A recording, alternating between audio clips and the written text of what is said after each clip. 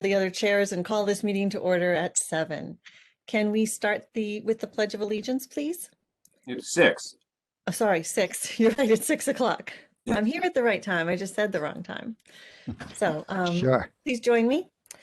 I pledge allegiance to the flag of the United States of America and to the republic for which it stands, one nation, under God, indivisible, and justice for all. So I think I guess we do roll call next, right?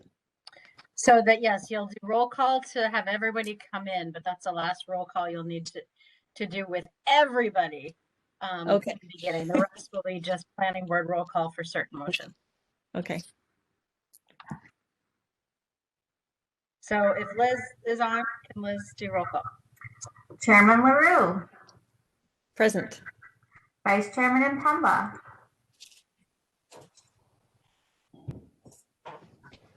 Member Clerk Raymond. Member Covino. Present. Member Espejo. Present. Member Gaffney. Member Rappaport. Present. For the Land Use Committee, Chairman Pearson. Present. Member Curtin. Who? This is a list that I received from the town clerk's office Okay. for who is on the committee. I don't know if it's different. Member DiTucci. Member Kinchla. Member Mercier. Member O'Brien. Member Webb. Member Helen Brian is here. Excellent. Thank you. That's all I have for land use. For the ZBRC, Chairman Ellis. Excuse me. Yes, present. Did you ask for David Webb? Yes, I did. Did you be up there? Okay, good. Hi, Dave. Hi. Okay. So for the Zoning Bylaw Review Committee, Chairman Ellis. Present. Vice Chairman Hughes. Present. Member Bayer. Member Maniscalco. Present. Member Murray. Member Parsons. Member Donahue.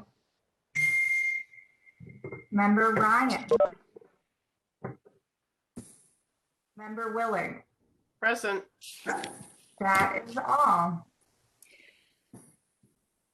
Okay, Kristen, I know we're going to have you sort of run this meeting. Do you want to read the Town of Burlington thing, or do you want me to do that? You're on mute.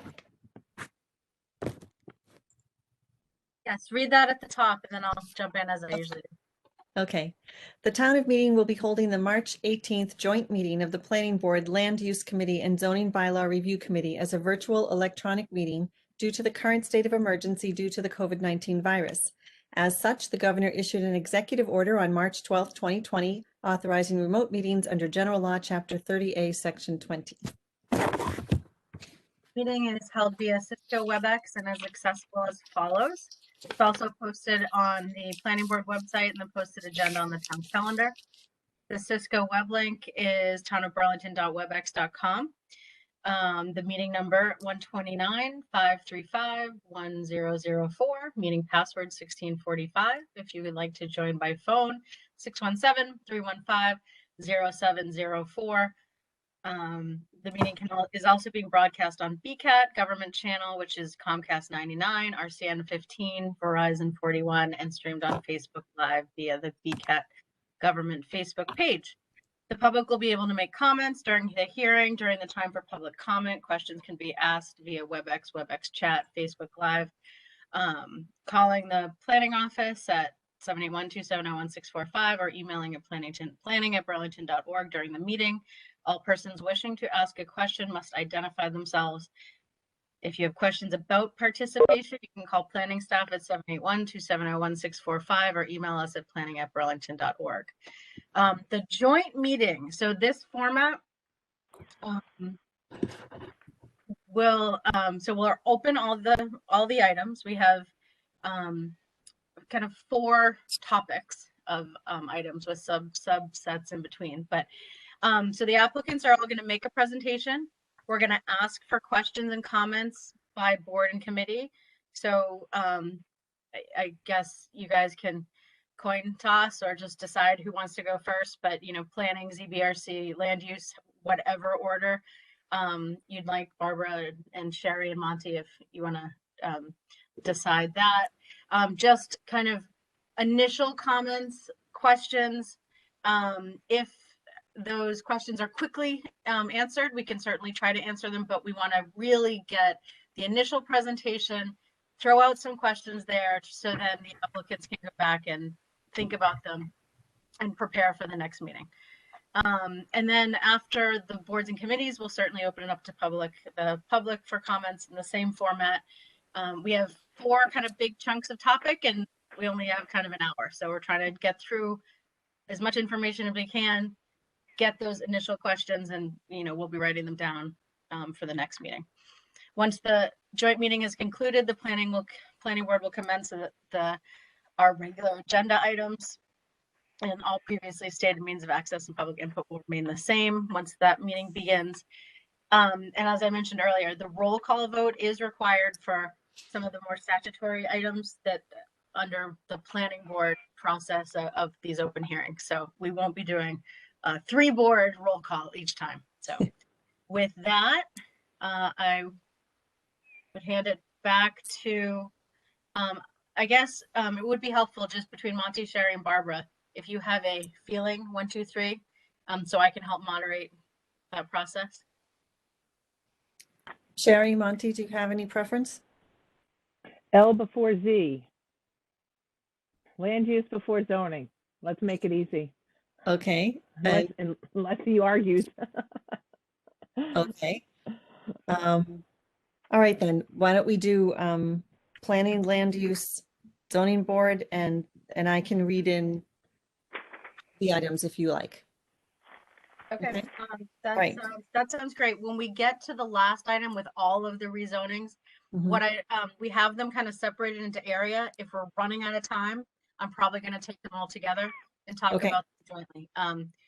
It's Okay. kind of on the fence as to which way to go, but if we're running short on time, I'm going to take them all together. But with that, I would open with item A. If Barbara, you want to read item A into the record for the planning board purposes, and go from there.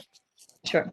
Item A is a public hearing to amend the South Avenue 1 Planned Development District zoning bylaw use table to permit the integration of new uses applicable to parcel C only. Robert Benditson, trustee of the Benditson Portsmouth Realty Trust. Update dated November 25th, 1981, Thomasville Limited Partnership and Burlington Crossing Retail Business Condominium Trust are the applicants. Okay. And just for people orienting themselves, this is the Long's Jeweler parcel on Middlesex Turnpike and 2nd Avenue. And the parcel would expand the uses allowed in the parcel to include uses similar to those found in the BG zoning district. And now the application will make a presentation. Who is representing this applicant? So Barbara, you don't need to read necessarily this. Oh, okay. Notes underneath, just the hearing. Bob, you're muted. I'll figure this out someday. Welcome, Bob. Please go Thank ahead. you. Good evening to the various chairs. For the record, Robert Buckley, Reamer & Bronstein. I have with me this evening Christine Hung from my office. A little history here. This was probably the second PDD done by the town in 1997. And for those who probably remember way back then, I think it was James Melchiona, very noted attorney and public figure in the town who was deceased, but in his memory, I'd like to everyone just to remember him. He was a great man. This PDD consisted of 3 parcels, and as the chairman of the planning board indicated, one of them is the Long's Jewelers parcel, which is what we'll talk about tonight. And if we could just go to the next slide to orient everyone. Originally, it was done with 3 parcels, and the uses were rather prescribed by the parcel: the hotel, the restaurant, and the retail. The retail for years had, I believe it was Thomasville Furniture, Gentleman's Warehouse, and Long's Jewelers. The Gentleman's Warehouse and Thomasville Furniture has been vacant for a number of years and has had no leasing activity or interest of any significance during that period of time because the uses that are permitted on that site are rather limited just to retail. And I don't want to get into an economic discussion, but retail perhaps is not the strongest use, or has been for the recent period. So what we're trying to do here is to broaden the uses that are permitted on that retail pad, which is where the Long's Jewelers site is, to include those uses that are permitted under the BG zoning district, in an attempt to broaden the attractiveness of the location and potential uses. No other changes are being proposed in terms of limitations on size, density, dimensionals. It's just trying to broaden the uses to be more consistent with those in the surrounding area in the hopes of activating and making those sites productive again. And if you want to go to the next slide, those are the ones that are presently allowed on the site: restaurants, banks, and other financial service establishments, ATMs. This is an old one: acceptance from the public of electronic products and components for servicing, and retail stores, limited to 3 and limited as to size. And as I said earlier, all we're proposing here is to broaden those to be consistent with what is permitted under the BG zoning district and the wetlands district, because a portion of the site may have some wetlands issues. Medical office, outpatient services only, and perhaps a small sport, health or fitness club. Those are the additional uses besides the BG zoning district. So it's relatively straightforward. Really, the motivation for this is the owner has been trying diligently to lease the space, and there's no interest with the limited number of uses. So rather than leaving it as a dark facility, trying to just activate it with uses that are consistent with those surrounding. And that's basically it.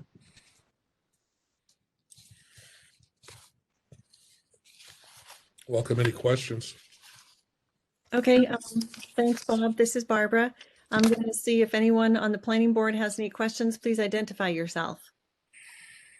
I see Mike waving his hand. Mike, please go ahead. Thank you, Madam Chair. Good evening, everyone.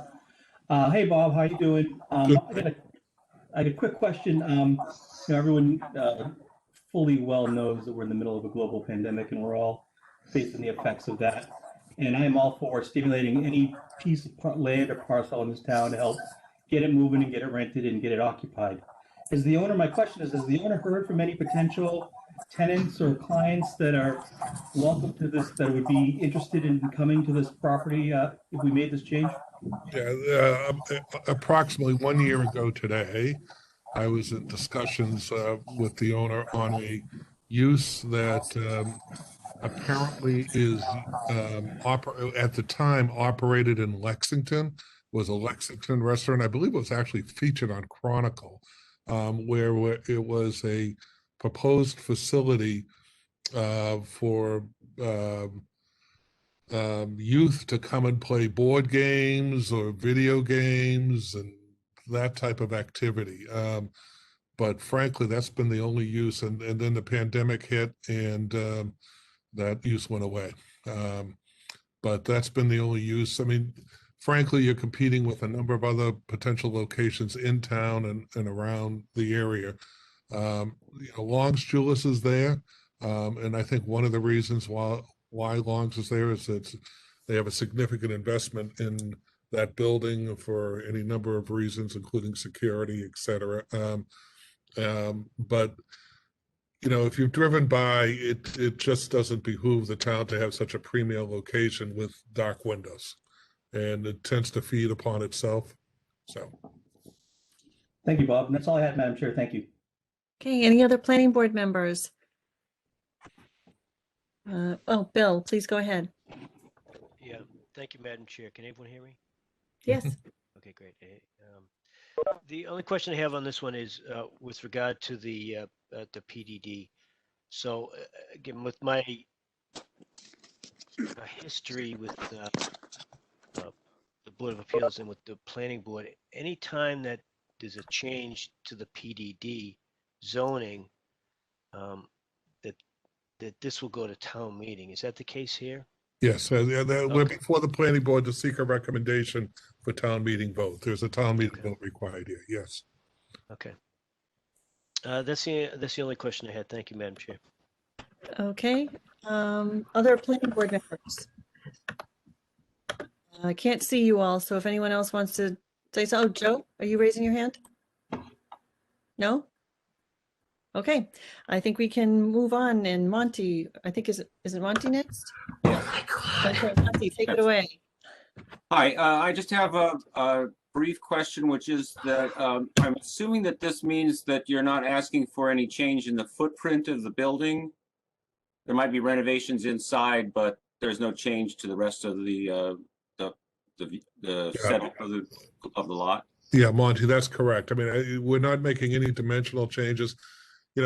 That's not to say if someone were to come forward and say that they'd like a different configuration, it would have to be a use that we'd all want, but not in terms of size or dimensionals or space on the lot. No, what you see is pretty much as we're going to try to fill that space. So maybe one user versus two users. The prior limitation, you couldn't have more than 3 users on the site, but 3 retail establishments. You may combine the former Gentleman's Warehouse site with the Thomasville. The problem is it's up and down retail, which is difficult at best to make work too.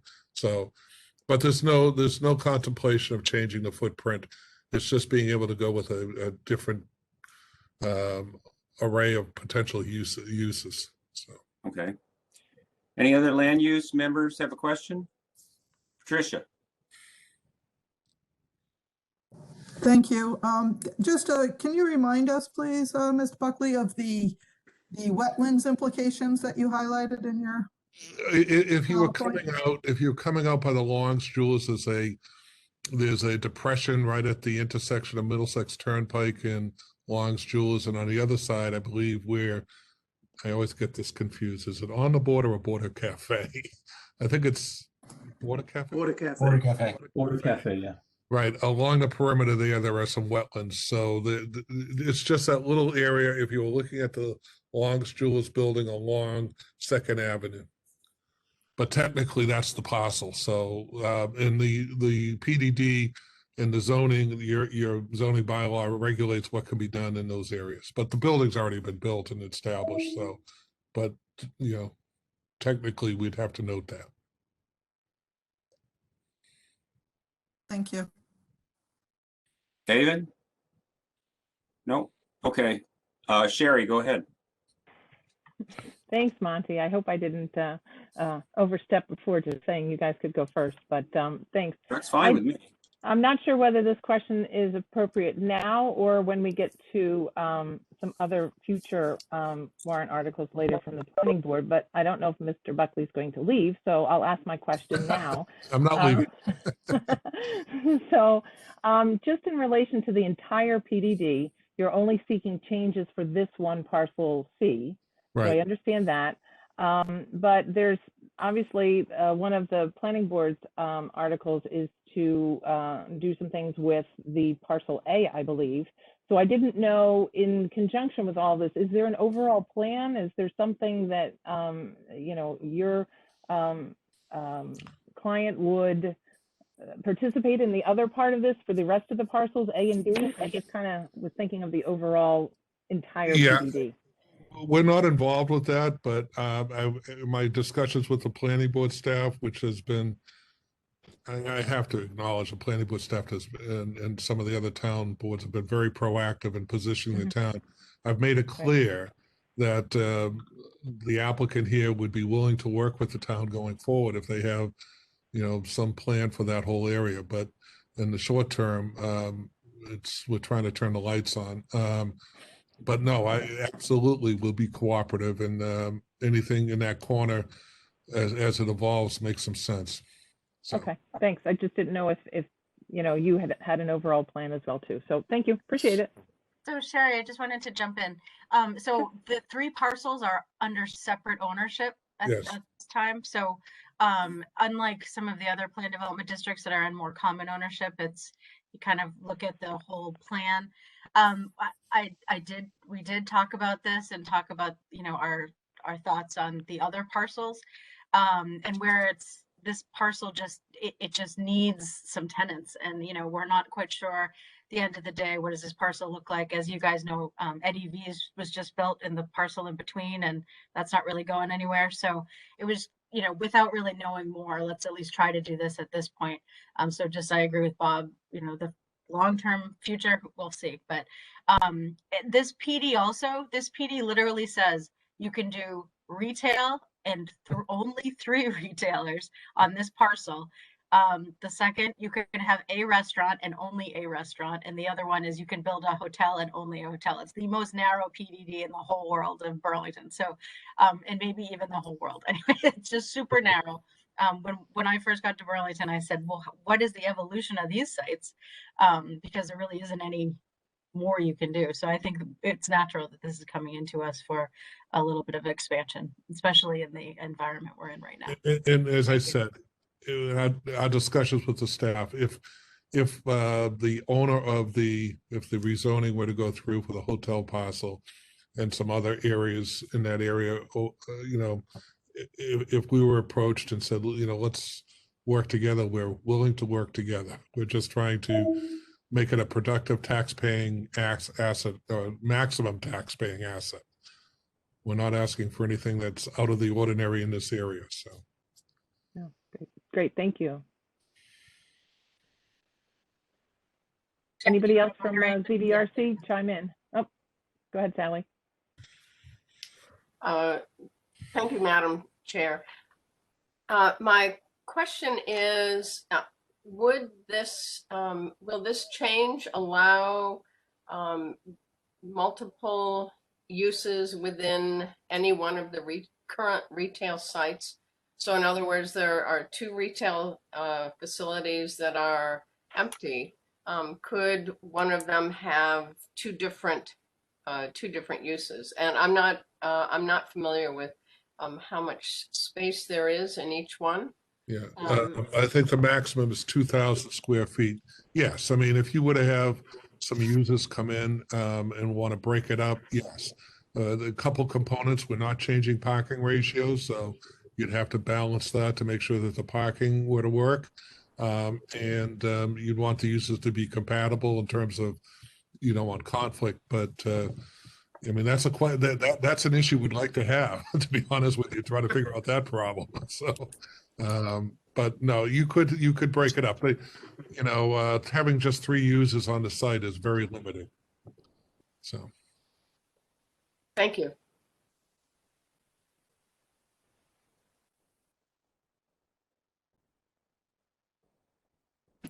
All right, is that it for zoning bylaw review? Okay. Thank you very much for your time. Okay, thank you. So we will move on then to item B, which is a public hearing to amend the Network Drive at Northwest Park Plan Development District zoning bylaws to permit the integration of new residential uses and associated dimensional standards, parking requirements, and site amenities. Nordboom Development Company and its affiliate Network Drive Lot 10 Owner LLC is the applicant. Madam Chair, do we have to continue item A?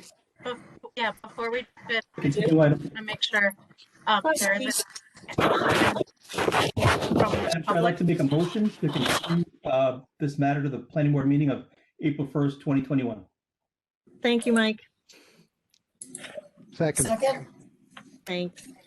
Chairman LaRue, Yes. Vice Chairman Impemba, Yes. Member Clerk Raymond, Member Covino, Yes. Chris Bajo, Yes. Member Gaffney, Yes. Member Rappaport. Yes. So moved. All right. Do I need to read item B again, or are we good? I'm ready to go, Madam Chair. Okay. Thank you. Please go ahead, Mr. Buckley. For the record, Robert Buckley, Raymond Bronstein, Christine Hung was with me, and Todd Fremont Smith.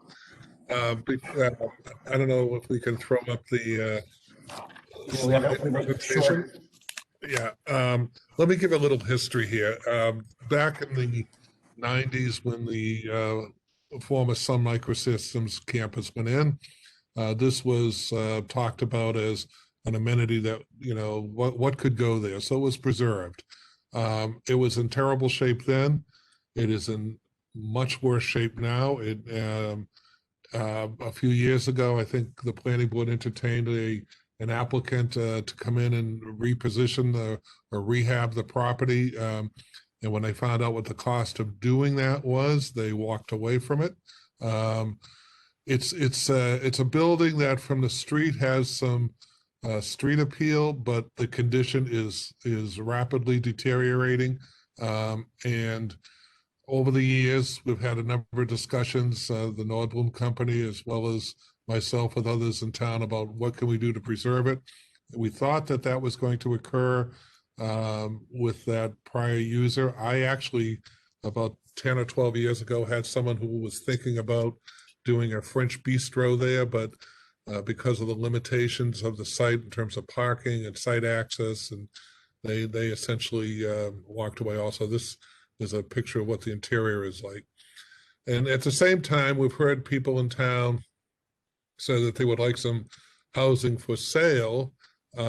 So we looked at this and said, well, this is maybe an opportunity to put those two desires together and do a small, up to 9 units of for sale housing, cluster housing, that the funds would be used, or the project would generate enough revenue to rehab the Kent Cottage into a 2-unit condominium, I suppose, as well as the others. So this is and I want to caution everyone, this is conceptual. This is what we think could happen there. The Nordblum Company has had discussions with a local developer to try to implement a plan like this. It would be up to 9 units, and we can show conceptually what one vision of it could be. There's a lot to be done here, but the first step is to put the zoning, because it's not permitted on the site. There's no residential, but it's, you know, I think it's one way of trying to save the Kent Cottage structure.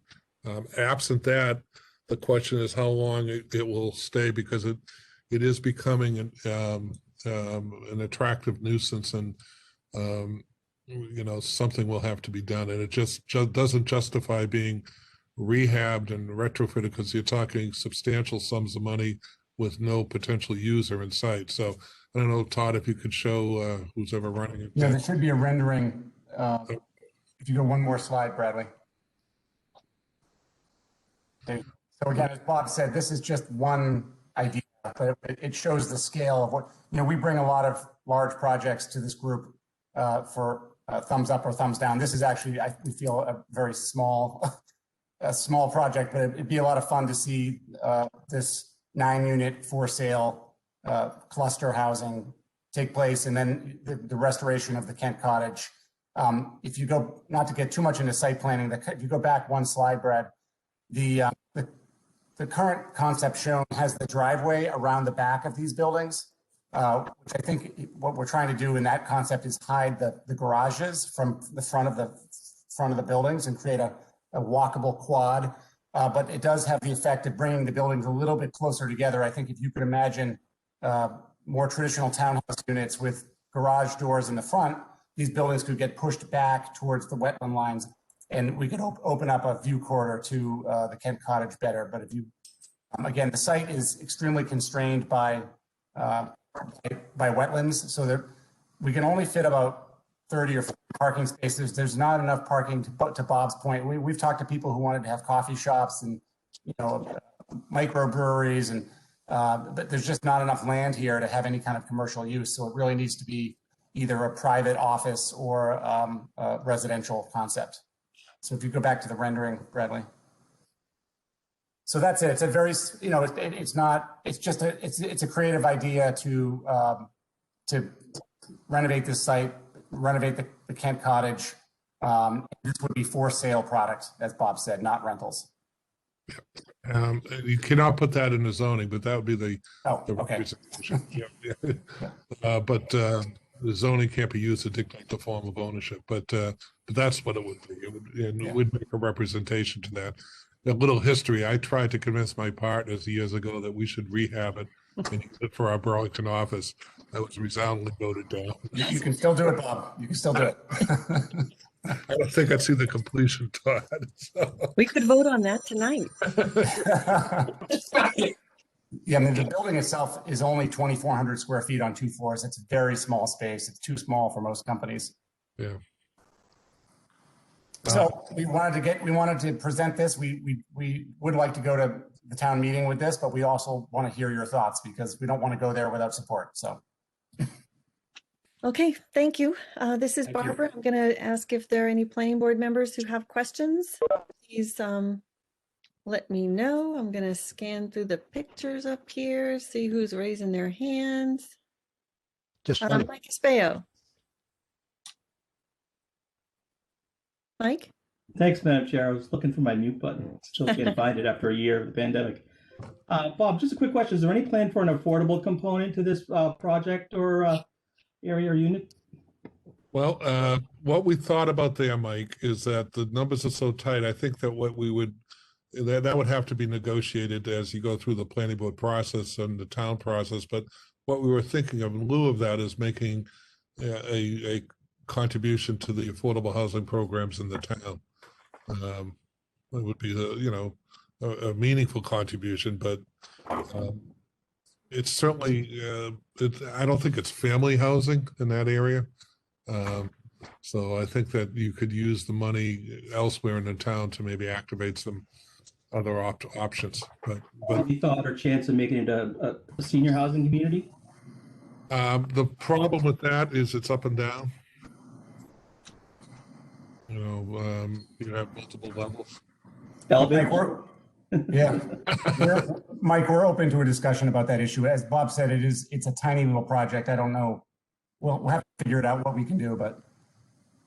Yeah, the first step, we have to be able to do retail on the site, but this is what we're proposing, and it would be limited to 9 units, so it's not a situation where something else would go in there. So, but those are good questions. Before you invest a lot of time and money, we just got to figure out, is the zoning in place to do it? Okay, thank you, Madam Chair. We have kicked those ideas around. All right, anyone else from planning board? Madam Chair, Ernie? Yes, Ernie, please go ahead. A quick question, I guess, to Todd. The rendition, the elevation drawing you put up, is the middle building the Kent Cottage? It is, yes. It is. So you would anticipate kind of changing it a bit or not? I don't think there's a old kitchen that's, I don't think we're changing the view here. We would renovate it in a historically sensitive manner. Okay. All right. Because I didn't think it's currently that color is what I'm saying. It is that color. Is it? If you could, Okay. Bradley, if you could go back to the, that's the original stonework, which appears to be salvageable. We think we can get in there. Okay. Okay. Thank you. Thank you. So I'm good. that's the color it would be, yeah. Thank you, Brady. Thanks. Okay. Any other plans? Sorry, Brady. Any What other did I call you? board members? Okay, hearing none. Oh, sorry, Brenda? excuse me, yes, Madam Chair. Thank you. So if you can go back to the rendering with the 3 buildings. So I just want to be clear.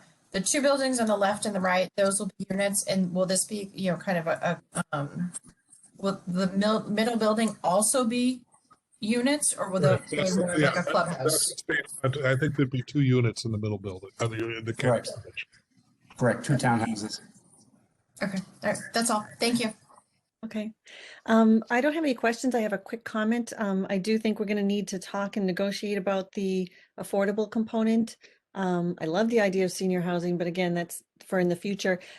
I'm not thrilled with the idea of a donation because we haven't really been able to turn those things around that easily, but I would think perhaps we might want to consider, Todd, this would probably be 1 unit. If you're doing 9, we'd only be looking for 1 unit, and perhaps we could provide a unit in one of your other buildings over in the Northwest Park 3rd Ave area instead. But it's something we can talk about. It's just an idea that popped into my head. Right, yeah, and I think would be agreeable to having those discussions, but until we know that the zoning's in place. I understand. Yeah. Just a thought. Okay, planning board done. I'm handing it over to you, Monty.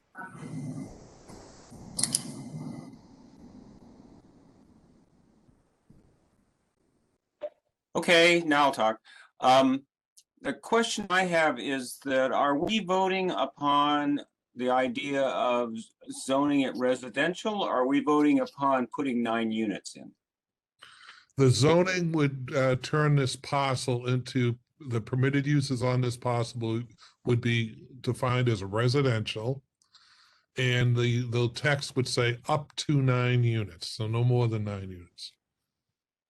So the zoning change would make this available for residential use, but only up to 9 units, no more. It could be less, depending upon how the site geometry and the site conditions when you actually get in there and start looking at it. But that's what the zoning article would do. And once that is done, then all the details about how the site is arranged and things like that would need to go through the planning board in a separate process. Correct, except that obviously the Kent Cottage isn't moving, but as the chair indicated, things like affordability, and I think Mike also brought in Ernie, those types of issues, whether we push back, pull forward, but we want to show what could conceivably be done on the site to renovate the Kent Cottage. Okay. Let me just make one comment, which is that if we are trying to preserve the Kent Cottage as something that people look at from the road, the way this is set up is going to make Kent Cottage sort of disappear. So if you could come up with a design that allowed Kent Cottage to be a little more prominent, it would be better. Yeah, again, this is just to show, you're not voting on this picture, this development. It's just to show that this is the massing of the site. And you may not be able to get 9 units, but those things will be vetted and discussed during the permitting process. Okay. But it's a good point. It's a very good point. Anybody else on land use? Speak up. I can't see everybody. Yeah, Monty, I have a question. Sure. So I know the Kent Cottage is an historical building, but I was amazed at what this repair it's in. Now, does Nordblum own this property? Yes. Yeah, one of our entities does, yes. Yeah. Okay. And I worry that, it's surrounded by wetlands, maybe conservation land, so that would have to be taken into account carefully in any construction on this site. Absolutely. Yep. Has Nordblum or anybody else considered just tearing down the cottage and doing something else with this plot of land? Or would everybody be dead set against that? We've heard that people want to preserve it, so we've tried to accomplish that. A lot of people have said they'd like to preserve the cottage. So yeah, I see Barbara doesn't like that idea. Of preserving it? No, of tearing it down, right? Please don't tear it down. Yeah, don't tear it down. I mean, it would be nice to preserve it as in the original format and have the public be able to get in and look at it as an historical structure. But this concept means it's going to be basically turned into housing entirely. So the whole original concept of what the historical cottage stood for and so forth will be lost as far as I'm concerned. Thank you.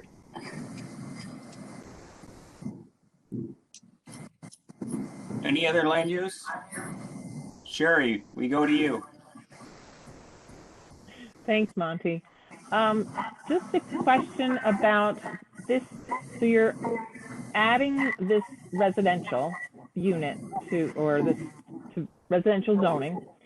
Is there any, two questions. Is there any thought about adding an accessory use in there to residential so that, you know, a little convenience store, post office, whatever, if 8 units works and you have a little space left over, something like that? And the second part of that is there any connectivity to cross the street to get to Network Drive and all of the wonderful facilities that are down there in Northwest Park? Well, as to the first, I don't think there's enough area for parking, and putting an amenity on site with 8 units there, I don't know if that would work.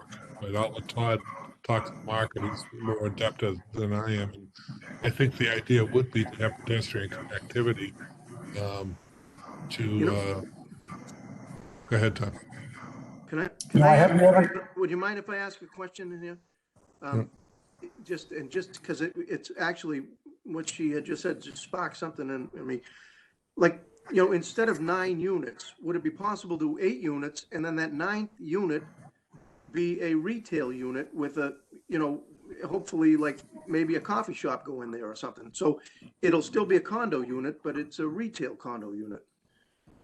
You know, is that a possibility that so that people can have access to the historic, you know, and then if it's restored historically, you know, people will have access and be able to use it and maybe have a cafe with, you know, some outdoor seating there and Joe, it's a great idea. It's a very creative idea. The issue we keep banging up, and Frank DePietro's on here as well, but it's just parking. We don't have enough site. There's not enough site area here to do any kind of retail use. You need 50 spaces just for a coffee shop, you know, or a muffin shop. So we don't think, and we've also not found any retailer who's interested in the cottage. Even if someone wanted to take this cottage and turn it into like a gingerbread muffin shop or something, we actually spoke to those people. You know, we've just not found this to be a viable retail location. We've talked to people that had financial services companies that thought about putting like a suburban, you know, Amex office here or something. It's been 10 years of marketing with signage and working with retail brokers, and nothing's happened. So this was our next creative idea. I honestly wasn't thinking of it in that sense that people would be coming off the road and driving in. I was thinking of it of, you know, a little postal shop vending machine or something for those people that are right there. Yes, right. And I just didn't want to exclude that kind of concept just being total residential. So that was my thought in that line, so that they don't have to get in their car and drive all the way somewhere just to, you know, mail a letter or, you know, go to an ATM or something like that. And, you know, there is the assisted living facility right down the road that if there's a sidewalk, those people could participate in that too. So no car access, but it was just a thought that came into my head. So we'll talk about that later. There's a Starbucks and an ATM and just down the street, but we have looked at connectivity. That's why we thought, you know, a small unit here, and it's going to appeal to a limited number of people who want to live there too. I mean, it's a different location. Yep. Yeah. Okay. Thank you. ability of From ZBRC, I don't see hands, so chime in. Okay. Okay, so I guess just to go back at the thought I had, was, you know, if you have driveways, you know, you have little access roads on those driveways. What if the access roads that led you to the driveways of the units, you just made the roads a little bit bigger and just did parallel, you know, you wouldn't need for a small coffee shop, you probably, you know, in the summertime, a lot of people would probably walk there from the locations around there, but you know, if you widen the roadway, you know, the access roads to the driveways out a little bit and just put enough parallel parking that you could have, you know, you may be able to fit 6 or 7 spots in there for, you know, for coffee shop people that want to go in, and the rest of them could walk from the neighboring areas, and I don't know, maybe. Yeah, and, you know, Joe, those things are all going to be on the table, but in order to get there, we have to have the ability to do the project. And Right. when we go to the planning board, those are all great ideas, and we will certainly try to be creative. And it might mean that you reorient the buildings, and maybe you do a mixed use. We just don't know. But until it seems to be the only way to get the funds. Yeah, from mass to do it. Thank you. Makes- Thanks, it Bob. makes Can I jump in for just a minute? All of these things we're going to discuss when they come back before us in planning board. We have 15 minutes left and we haven't passed our second item. So I think we need to probably button this up. But before we do that, I just want to quickly ask if there's anybody in the audience who's listening, who's a member of the community who wants to make a quick comment or ask a question. I see Okay, Sally on there raising her hand. I don't see Oh, anybody else, but. Please go ahead, Sally. Thank you, Madam Chair. A quick question. Are there currently sidewalks on that side of Middlesex Turnpike? From the assisted living down to the intersection with Middlesex Turnpike Extension? I don't believe so. There's a crossing at the assisted living intersection that goes out to a sidewalk on the other side, I believe. Okay, so and so that's something that would come up in the planning board hearings, putting in sidewalks to. I'm sure it would. Yeah. Awesome. Thank you. Okay, thank you. Okay, I see someone waving their hand. I can't tell who that is, but please chime in. If it's me, it's John Sachs. I'm just wondering, I know that the Historical Commission had expressed a lot of interest in that building over the years. Is there anybody attending this meeting from the Historical Commission? I don't know. There is someone who's waving their hand, Mr. Martin. Is that?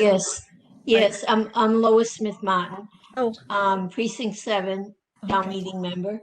I just have a question, a couple of questions, actually. When he says a lot of people want to preserve the property, what is a lot of people and where is that coming from? Over the years, a lot of people have called my office asking, is there anything we can do to preserve it? So. Well, what recently is going on? I've had, a year ago, I actually went to the Historical Commission. We were looking at doing something, and there was a desire to try to find a way to preserve it. Just from the Historical Commission then, not from a lot of town members? Yes, yep. Okay, so it's just the Historical Commission. Well, I think, and others. I think that was one example. I just wondered where it was coming from. And, you know, when people say a lot of people, where is that coming from? So maybe I'll stand corrected. I've had inquiries. Another thing that another comment I have is that senior housing will never happen unless it's forced to by the planning board. When we keep saying, oh, that's a later thing to happen, that's a later thing to happen, it will never happen unless it's forced by the planning board. That's all I have to say. If Ms. Martin, if I may just quickly, because we don't have a lot of time to address this tonight, but the planning board has been working on senior housing. We've actually been working with Nordblum on senior housing. We'll continue to do so. We can't really force developers to build what we want them to, but we do work with them as often as we can. And we know that that's a priority and we are trying to work on that. So thank you for the comment. And I think I see Mrs. Byer. Do you have a question? I think you're on mute. Sorry, I don't think Jonathan was finished, and I wanted to hear more about what he may have heard with the Historical Commission. If he was finished, sorry. then I think he was withdraw the comment. Okay. Well, I just know from some contact with the Historical Commission that they were very interested in that building. I'm just a little surprised that nobody from that commission is here tonight. That's all. Thank you, John. And I would add that it seems to me that the number of historical buildings in this town is very, very minimal compared to other towns, and it would be a shame to see it go. Obviously, Nordblum has tried very hard to find tenants for it, and it's not easy. I agree. I'd rather not see modern buildings added there, but it's just not clear unless the town wants to buy this building and turn it into something like offices of the Historical Commission. I mean, if the town wants to own it, we have to put our money where our mouth is. Thank you, John. And I think your point is well taken, and I think it would probably be a good idea for us, the planning department, to reach out to the Historical Commission and make sure that they're aware that it's under discussion so we can get them to participate in the planning process. Okay. All right, I think we need to move on. Motion to continue this matter to the planning board meeting of April 1st, 2021. I'll second that. This is Mike. Thank you. Chairman LaRue, Yes. Vice Chairman Kama, Yes. the Clerk Raymond, Yes. Member Esparto, Yes. Member Gaffney, Yes. Member Rappaport, Yes. Okay. Madam Chair? Madam Yes. Chair, I just want to make one statement.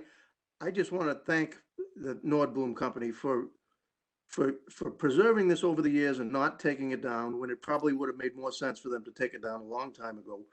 And yes, there has been a lot of outcry from the town, to try to save the historical site. And I thank them for putting the efforts that they have to try to keep that preserved and to try to get it, get it used by a user and ultimately to do whatever they need to do to try to preserve it. And as a member, of the planning board, but as more so as a member of the community, I thank them for that. Okay, thank you. Kristen, I'm going to ask your advice here because we are clearly not going to get to the entire agenda. We have 8 minutes. What do you think we should try to tackle? What I'm gonna do, what I would recommend, we'll take item C. I'll be quick. And what I would like to ask is, I'm not going to answer questions, but you can ask them and I will write them down and we can send them out either to the group or to answer them in the next meeting. I'm just going to give you an overview on both quickly. So go if you want to open C and I'll give you an overview and quickly.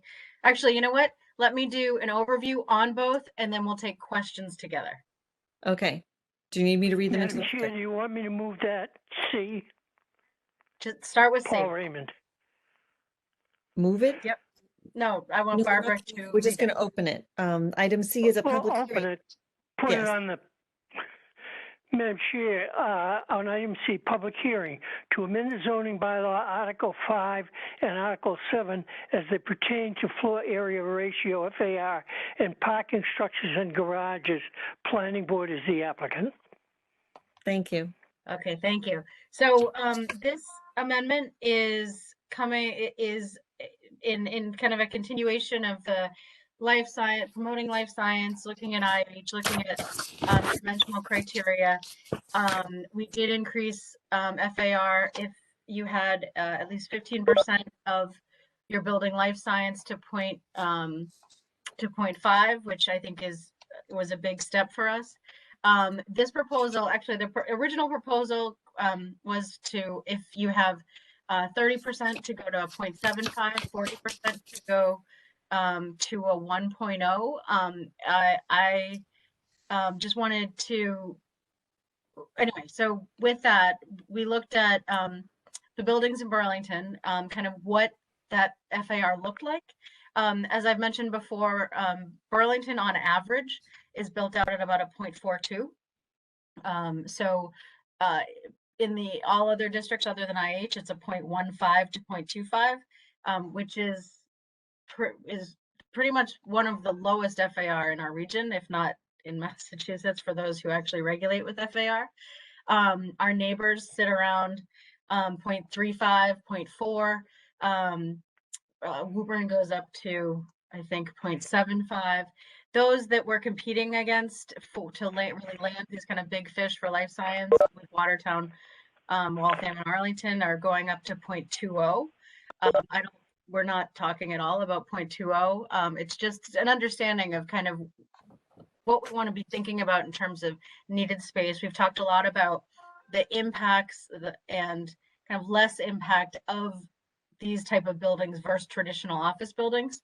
But with all that said, I know initially we said to go up to 1.0. I'm thinking at this point, we want to roll back just in looking at kind of just our built environment and to keep it in the same kind of character of what we have on the ground right now. And it's not as if we have these like perfect square boxes that we have all this land. This land usually is, you know, a lot of wetland and upland and kind of just this combination of parcels.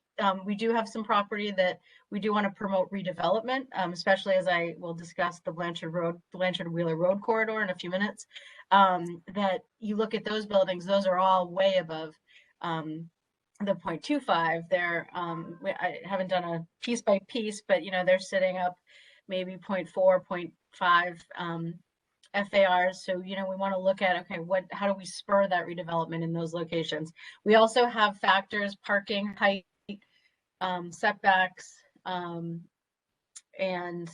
building to ground area ratios that come into play when you're talking about construction. So when you take all those into effect, you know, I don't think we're really ever going to see something too much more than 0.75. As an example, Keurig is built out at about a 0.75. So looking to just give a few more options in terms of the FAR. I'm leaning toward potentially having the increase in FAR by special permit, not right now for IH, you can go to 0.05 if you have that percentage with a site plan. As you know, life science comes with a lot of other special permits. So anyway, I think it would be good to allow for us a little bit of flexibility. However, I want to make sure there's enough control so we can have comfort in that flexibility. If we really want to, you know, play in this space and, you know, really start to attract, whether it's life science or other advanced manufacturing. This is particularly tied to life science because of the ratios that we're seeing in terms of impact and trips and all that. So at this point, so that's the basic for the FAR piece. The building to ground, just quickly, building to ground area ratio. We haven't included parking garages in the past. When we just discussed the Escadrille proposal last September, all of a sudden we got into this, well, the parking structure can only be this amount building to ground, which kind of threw all of a sudden building to ground into a conversation that we hadn't been interpreting it because building code didn't interpret it that way really ever. So what that proposal is kind of just to fix and go back to kind of where we were before and exclude the BG because we did spend a lot of time on that aspect. So I know that's kind of a little bit complicated. I will certainly entertain questions if you want to email me questions, if we want to talk about it more. Kristen, can I interrupt for just a minute? I think Ernie has a very relevant motion. Madam Chair, if I could interrupt just in the interest of maybe not rushing down this crazy, like, would you entertain a motion to continue our joint meetings until 7:15 or some other number if somebody wants to put it in? I would. That is the form of a motion. Thank you. Is there a second? Paul, I'll second it. Thank you. Do we need a roll call for that? No, we do not. Okay. We are going to extend this joint meeting till 7:15 because I think we were rushing too much. Thank you, Ernie. Wait, Kristen. I talked too fast, I'm sorry. Anyway, that's basically it. If you want to ask, so if we have a few more minutes, if you want to ask questions. Oh, the other thing that we wanted to add into this increase is alternative mobility options, connections, pedestrian connections, and other things that are required in order to make those findings to increase the FAR. So that's it. Happy to take a couple questions and then move quickly on to the other rezoning. Thanks, Kristen. What I'm going to suggest for everyone is that we just rapid fire questions at Kristen, and she's going to write them down. I don't think we should have discussions right now because that 15 minutes is going to go really fast. We still have quite a bit to get through. So we'll start with the planning board, and I'm actually going to ask planning board members, raise your hand, shout out, let me know if you have questions that you want to give Kristen. We can also email them to her at a later date if you prefer. Anyone? Okay, I'm going to make a quick comment and then I'll pass it on to Monty. I have a lot of reservations about this. I see this as increasing density, and I'm not sure that's what we want to do, especially under the circumstances where I think we're going to end up with some empty office space. And I personally would prefer to focus on rezoning as opposed to increasing density. But this is something we'll discuss at greater length when it comes to the planning board separately. Are there any other planning board members that want to ask a question or make a comment? Okay, seeing no one, I will pass this on to Monty. Monty, you're on mute. I don't think I'll ever learn this.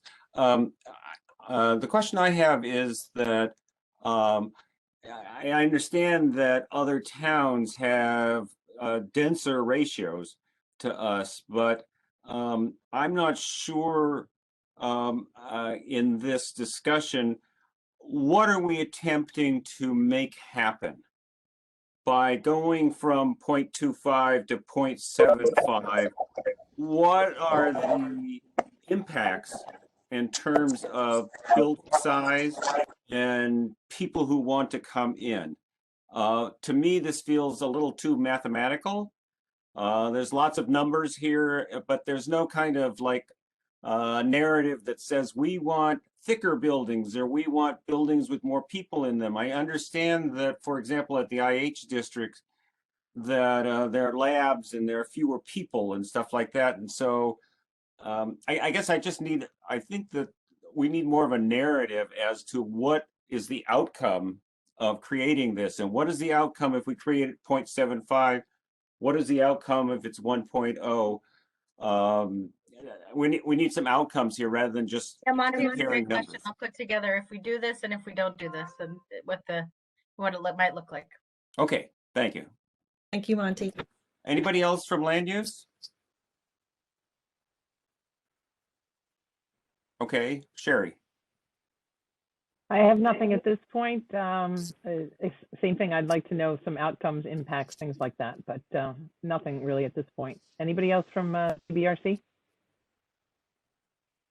I see Kathy. My only question is because I noticed a place where Bill's office used to be, they've moved over to the Sun Microsystems area, but there's a place right on Mall Road that has a couple of floors that are empty. I'm just wondering what the current rate of office space is in Burlington. And then coupled with that, my other question is whether or not, I certainly want to attract life sciences. Do they need to be able to build their own building and have certain requirements that they meet for being able to run their business? And if that's the case, that's not just using existing, it may not be using existing real estate. So I would like to know, weigh those two. Thank you.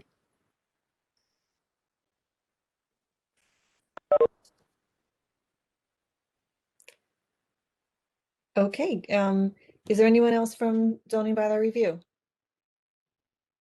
No, is there anyone in the listening public that has a question? Please identify yourself. Okay, seeing no one. Motion to continue this matter to the planning board meeting of April 1st, 2021. Second, Mike. Thank you. Chairman LaRue, Yes. Vice Chairman Impemba, Yes. Member Clark Raymond, Yes. Member Covino, Yes. Member Espejo, Yes. Member Gaffney, Yes. Member Rappaport. Yes. So moved. Okay. Moving on, the next two items, I'd like to have a motion to take items D and E together, please. So move, Madam Chair. This is Barbara, Mike. I would say D, E, F, G, H, I, J, K. So moved. Thank you. Second. Thank you. Roll call? Chairman LaRue, Yes. Vice Chairman Impemba, Yes. Member Clerk Raymond. Member Covino, Yes. Member Espejo, Yes. Member Gaffney, Yes. Member Rappaport. Yes. Thank you, Liz. Okay, all of these items I'm going to read off. They are all submitted by the planning board. Item D is a public hearing, petition to rezone property to the high-rise industrial district 20 South Avenue. Item E is a public hearing, petition to rezone property to the high-rise industrial district 40 South Avenue. Item F is a public hearing, petition to rezone property to the high-rise industrial district 30 Blanchard Road. And all the rest of them are also to rezone to high-rise industrial, and they are 76 Blanchard Road, 78 Blanchard Road, and 80 Blanchard Road, And 70 Blanchard. and 70 Blanchard. Are we also doing J, K, and L? Yep. Okay. Again, items J, K, and L are all petitions to rezone property to the high-rise industrial district, and they are 20 Blanchard Road, 99 South Bedford Street, and 111 South Bedford Street. And nope, is that all? Yes, that's all of them. Kristen, take it away. Okay. Can those, yeah, whoever was unmuted. So as you can see, the last rezoning with 60 Blanchard, 3 Van de Graaff, and the Summit have all been bearing some fruit, and they've been doing well. We also have heard, cluster, which goes back to, when Sun Microsystems landed here, then we had, Oracle come, and then we had other people come, and then all of a sudden we had this cluster of software development. We have, we've also continued to have a lot of history in advanced manufacturing, especially in the 3D printing. If you remember, we had a company that was here in the 90s, early 2000s.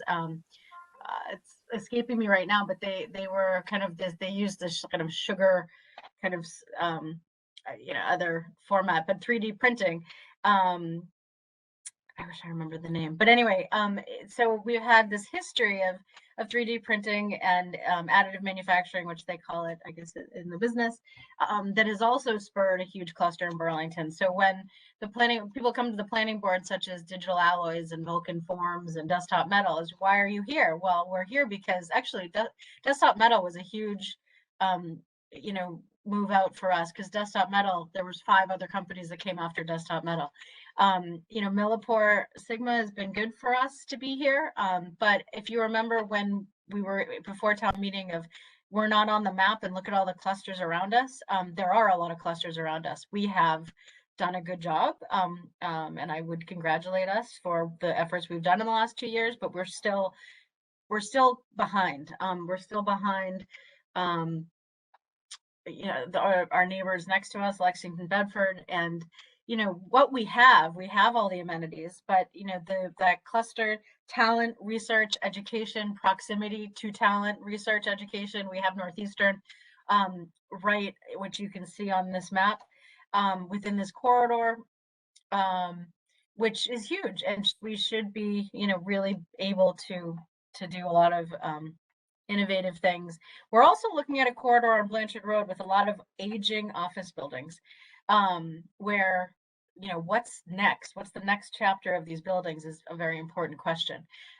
So we're looking to reposition these sites. We've seen a lot of random things come into kind of these buildings. They've actually been pretty productive and active, but I'm not exactly sure. Some of the buildings obviously are newer than others, and you have 78 Blanchard Road, which is actually a very new building. But anyway, it's important corridor to tie in with Northeastern, a lot of the research they're doing. We, as I mentioned before, Azure at 60 Blanchard coming in with clean rooms for companies coming out of, the small Cambridge 10-person firm coming out to, really try to grow. So for that corridor, the cluster A, we're really looking for the cinema and the extended stay. Again, looking at areas that are uses that are kind of phasing out, buildings that are phasing out. What's next here? That property has so much visibility. It sits high up. And we just think that, the the property combined about 9 acres, they could be, I mean, that's a huge piece of visibility in Burlington for a company to come in. And so we're looking to rezone all of those to IH. As mentioned before, the extended stay next to the cinema is in the South Ave 1 PD. So we would be looking to take it out of the South Ave 1 PD in this particular rezoning. We're still reaching out to the property owners to kind of do this presentation with them. We're hoping to do that sometime next week. For those that are local, they're easier to find.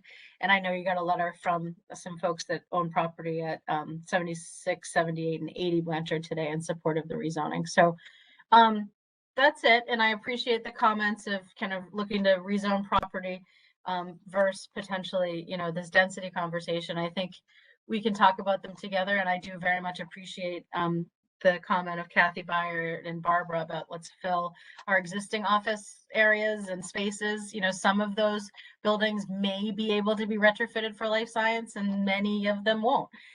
So, we're still looking to understand a little bit of that more. We want to certainly backfill the shrinkage that we might be seeing in traditional office. But as we mentioned before, life science and biomanufacturing uses are very difficult to retrofit into some buildings. So, whether they build their own buildings or other, we just want to make sure we're opening to different options. So that's what you're looking at here. It's also, I think, based on our conversations with the state lately, we've been very fortunate to be on the receiving end of a lot of grants. And they're looking for people to do just what we're doing. We have, talent, amenities, research, and education. So let's make them work for us to make them work for the Commonwealth. So that's the rezonings, and I will open to take questions. I know we only have a few minutes, and I'm certainly happy to take questions by email and talk more next time. Thank you. I'm going to ask the planning board if they have any urgent questions that they can't give to Kristen by email. Please speak up now. Otherwise, let's see if we can hand it over to the other committees. Anyone? Anything urgent? All right, Monty.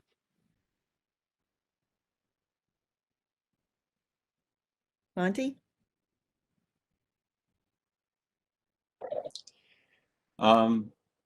Inability to learn. I wouldn't be in one of these clusters, I don't think. I guess I understand clustering, but I didn't realize that clustering needed to be physically quite this close. And so I understand wanting to redevelop the site where the movie theater is, and is it really having two parcels together really a good cluster? It seems like just a couple of places. You could do a couple of places almost anywhere in the business district. Our thoughts were, especially for those two, I think they're both their lifespan. For cluster B, which is Blanchard Road, some of those buildings are older than others. It seemed, it's one of those, what are we looking at? And for rezoning the areas that might have common ownership and other things to kind of really trigger the next chapter. So good question. I'm not going to dwell on it a lot. I'll think about it a little bit more. And right. Remember, we're just going to try and get the questions out there. We don't need to do the answers right now because we don't have time for that. Sorry. Okay. Anybody else on land use have a question? No. Okay. Sherry. Thanks, Monty. Just a question regarding kind of that vision and the planning, going forward and looking at what you want to bring in here and why you wouldn't consider PDDs for these clusters to open up a little bit more of what could go in there. And I'm sure you have a reason for that, and we'll discuss that on other meetings. But I'm just thinking again of the, bringing in a little restaurant in that little cluster somewhere if they need it in part of the building or something, revitalizing that. So just thinking, and I'm sure you'll have answers for us. I agree, Sherry. That's a really good, part of the thing with Northwest Park was the idea of having mixed use. So B and C look like mixed-use districts possibly. And I do not disagree. And I think what we're trying to do is have an evolving conversation about our traditional zoning districts to allow for more mixed use. And I think you might be seeing a little bit more of that down the road as we start really looking at these corridors and what's needed. So I would agree that there's not much diversity along, especially within B and C. So thank you. Good comment. Madam Chair, this is Betsy Hughes, Betsy. ZBRC. I just have a couple questions about the cluster strategy and the strategy that we have there, because diversity is part of what we're trying to accomplish here. And I think we want to make sure that we are diversifying sufficiently so we don't go overboard on the biotech, if you will. So I think that's something to be careful of. And the way you're clustering these, I agree with Monty. I don't think a cluster needs to be all physically together. As a matter of fact, as an employer, I can think of many reasons why I don't want my employees to be able to walk out the building, change jobs, and not change carpools. So I want to discuss that cluster on Blanchard with you, and the fact that that particular road is way oversubscribed in terms of cars, even now during the pandemic, and with the wetlands there and the flooding and the rest of it. I question that putting a lot more businesses in on that location, and I would like to see a more robust presentation on that when you come to ZBRC. Okay. Thank you. Betsy. Sally. Thank you, Madam Chair. Actually, I have a question about cluster A. Is the L-shaped property part of the PDD that we were talking about earlier? Yes. And is that landowner on board with the change in their zoning? And two, the other clusters, are they all owned? Say, is cluster B owned by one entity, and is cluster C owned by one entity? And are all of the landowners on board with this change to their property zoning? Thank you. Sure. So as I mentioned before, we are having we are putting together a meeting for next week to have a presentation with property owners. In cluster C, you do have common ownership. Cluster B, there's 2 owners, and cluster A, there's 2 owners. Okay. We are over our time. So unless someone has an urgent question that they cannot email to Kristen and cannot address at a later meeting, I'm suggesting that we end this meeting and start the planning board meeting, because we're already well past the time that was supposed to start. Just one other request for all of you and committees. If there's other information that you would like to see to inform your thought process, please email me and let me know, even if it's not a direct question, but as just suggestion to help me present to your boards effectively. Thank you. Okay. Motion to continue these matters to the planning board meeting of April 1st, 2021. Second. Thank you. Chairman LaRue, Yes. Vice Chairman Impemba, Yes. Member Clerk Raymond, Yes. Member Covino, Yes. Member Espejo, Yes. Member Gaffney, Yes. Member Rappaport. Yes. So moved. All right. Thank you, everyone. I think we are going to move on to call to order the planning board meeting. So you're all welcome to stay. But if we could please have roll call to call the planning board meeting. What page are we on, please? Page 9. Thank you. Okay, no, I'm there. I just wanted to make sure. Chairman LaRue, Yes. Vice Chairman Impemba, Yes. Member Clerk Raymond, Yes. Member Covino, Yes. Member Espejo, Yes.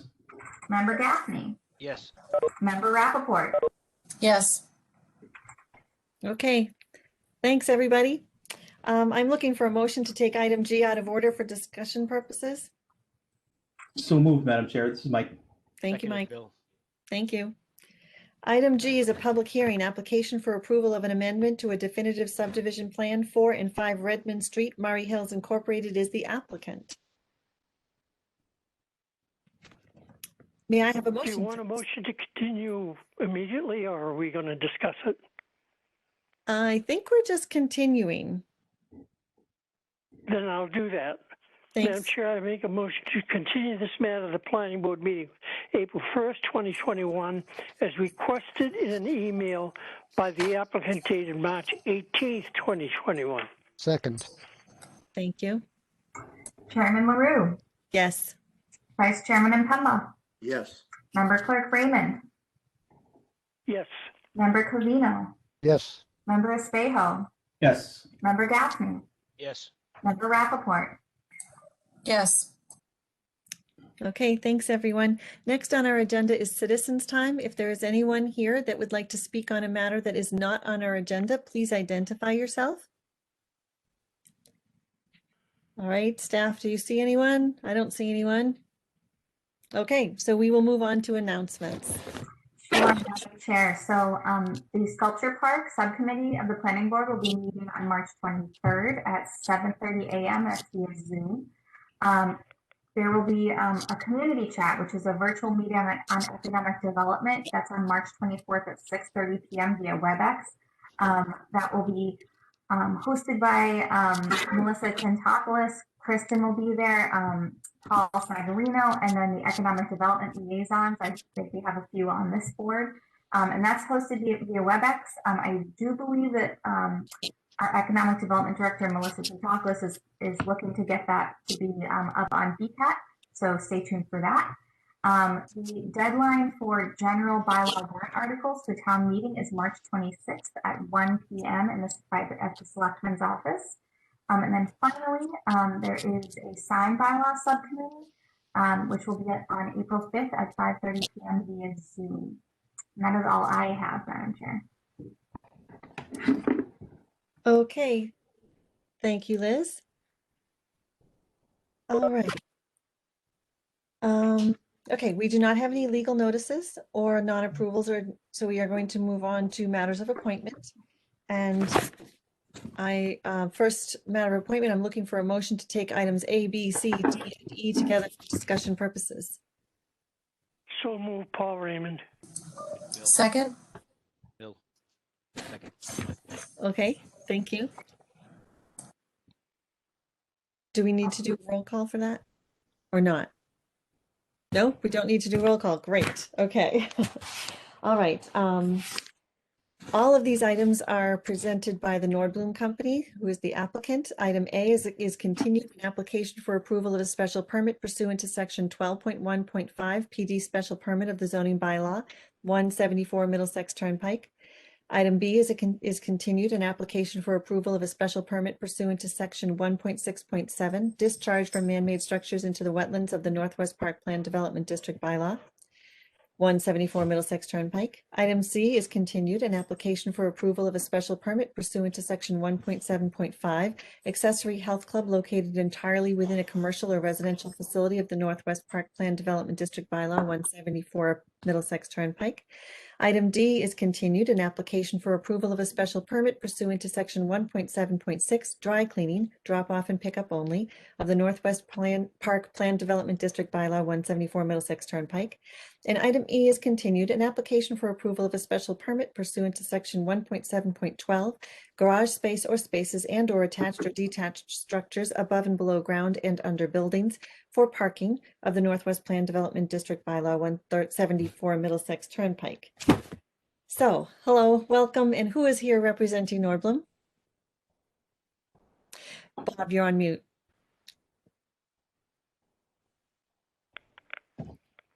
Just trying to be my Monty impression. Madam Chair, for the record, Robert Buckley, Raymond Bronstein. I have with me this evening Todd Nordblom, Todd Fremont Smith, Frank DePietro, Christine Hung from my office. I don't know if anyone else I can't see from BSC, but I'll let Frank correct me if I'm wrong. We have been, since we last were before you, we've been to the Board of Health. I don't know, Brady, if you want to throw up the, it's not the slide presentation, but we've been to the Board of Health, had a hearing with them. They have issued their recommendations and comments. We've been before the Conservation, and as it's been represented to me, they're just in a holding pattern waiting for us to finish with the Planning Board. You know, we've tried to address all of the issues that have come up. One of the most significant ones was the retail pad. We've decided that at this point juncture not to articulate the circulation patterns or whatever with the retail pad, that when and if we get a user, we'll come back to the planning board with that user and discuss that aspect of the project at that time, so that there'll be an informed discussion and decision on that. We've worked quite extensively trying to coordinate with Lifetime Fitness, the pedestrian circulation and the common areas out front. And I think working with the planning board staff as well as the Conservation Commission, I think we've come up with some good ideas. It will be an evolving entity that will, a project in that sense, that the input will go forward as it is executed. So we're here to answer any questions that you may have.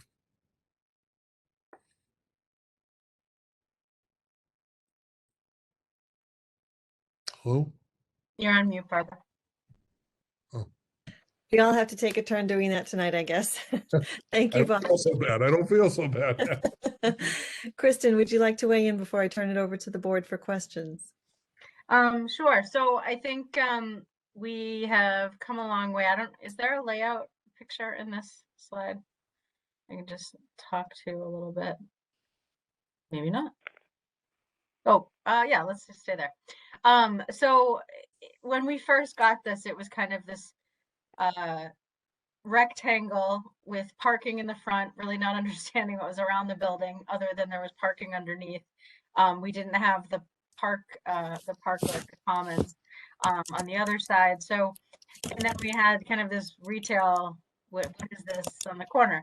So I think, you know, from the planning perspective as well as economic development, I think we kind of were like, wait a minute, what is this?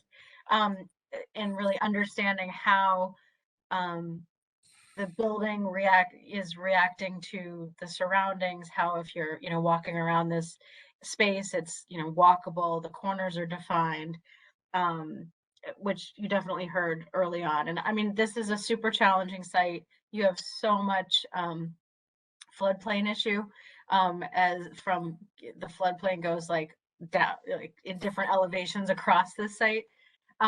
So, you know, I think there was a lot of challenges to start, and a lot of initial kind of, you know, how are we going to make this work? What are and it's, you know, I think they put a lot of work into it. It's just when you don't look at what you're looking at now and you just look at the civil plan without really understanding a lot of the dynamic of what's happening in and around the site, it was really hard to see and understand, especially knowing the physical constraints of the site. So I think we've come a long way in terms of the frontage along Middlesex Turnpike, definitely with the commons and interacting with the building.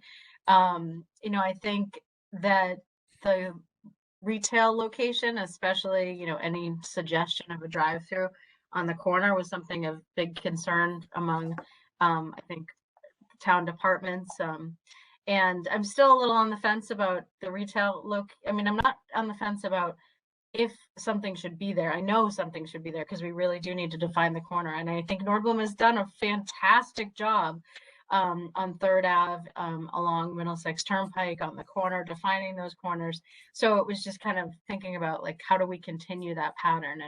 And we talked a lot about the green kind of walkways throughout the entire Northwest Park from the beginning since 2007. So as I said, none of that was in the original kind of plan that we did get. But so with all of this, with kind of those edges defined, I know this rendering shows kind of that drive pattern, but that's eliminated. And I kind of just wanted to ask the board what their thoughts on approving this kind of square retail, or just literally kind of including that it's a future pad, but kind of coming back to us with that future pad. I don't know. I'm on the fence there. I don't have an issue with like securing the amount of pavement for, you know, those 12 parking spaces. But it was a little uncomfortable just on what that shape looks like and how it's defining the corner. But in terms of the housing piece, I think they've done a good job buffering the edges. It doesn't seem like a parking garage at that first level. You know, obviously the connections from the common to the building are fantastic. And really the enhanced vegetation along 106 Turnpike. I would like just to make sure that we really do see that kind of growth over, like you've seen at the Bancroft, which they're looking to mirror. And if that I mean, that I think took 4 or 5 years to really be a pretty dense vegetated area. So with that, we were waiting for Board of Health. Conservation is kind of just waiting for us to make sure. Well, no, Liz, Conservation already voted their order of conditions, I thought, at their last meeting, or they're about to file them, but. They've kept it open, but they're ready to vote. Okay, because I know from John Keely, he was like, well, you guys are good, we're good. Because we've talked through a lot of things. There's, you know, a couple different things that we've put in the decision, just to highlight. The turn movement. We really want to make sure that happens before any certificate of occupancy can open for this, and that requires them to file a minor engineering change for that property because they are separate properties. And just we have kind of criteria there to make sure that does happen. That was a huge concern of the police department, to make sure that that is a safe travel pattern for folks. I think that might be it. I might have more things to say, but overall, I appreciate all the work that has gone into this from the beginning to this point. So I'll leave it at that for the board. And if anyone has any other questions, I'm happy to answer them. Unmute, Barbara. See, Bob, you cursed me. All right, I'm going to turn this over. I'll turn this over to the board. Joe Impemba, would you like to weigh in? I'm all set. Okay. Member Clerk Raymond.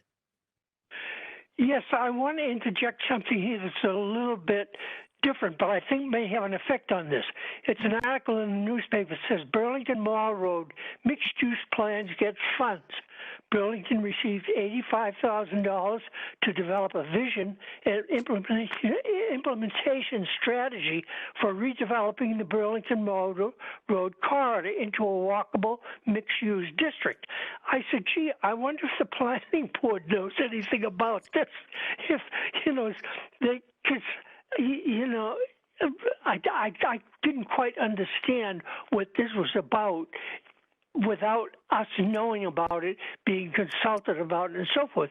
Because here's a project that's going to go forward without, you know, this planning and so forth being involved in anything that might affect that.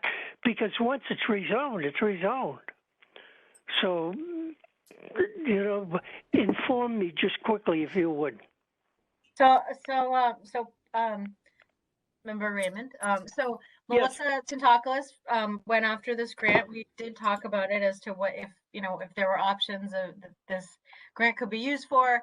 You know, we talked about, okay, let's put something together. She drafted a proposal, a very, very good proposal, and about those corridors and to get funds. We have funds, and she's just beginning the process of how do we want to set up moving forward that process and getting a consultant. And rest assured, you will all be certainly involved and asked for input through that process. So you can't, if you don't have the money, you can't do the project. So we got the money, now we got to figure out how to do the project. Thank you. And great job. Okay, Madam Chair, Thank you for that information. Madam Chair, regarding this specific project before us, I question whether or not we should make that road coming out onto the Middlesex Turnpike one way.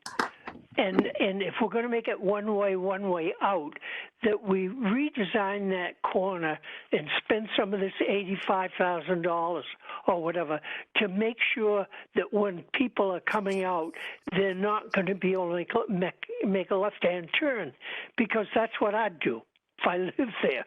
You know, I'd say, I'm not going to go around and buzz around. I'm going right down here and loop in and around and so forth. So that's my question. Thank you.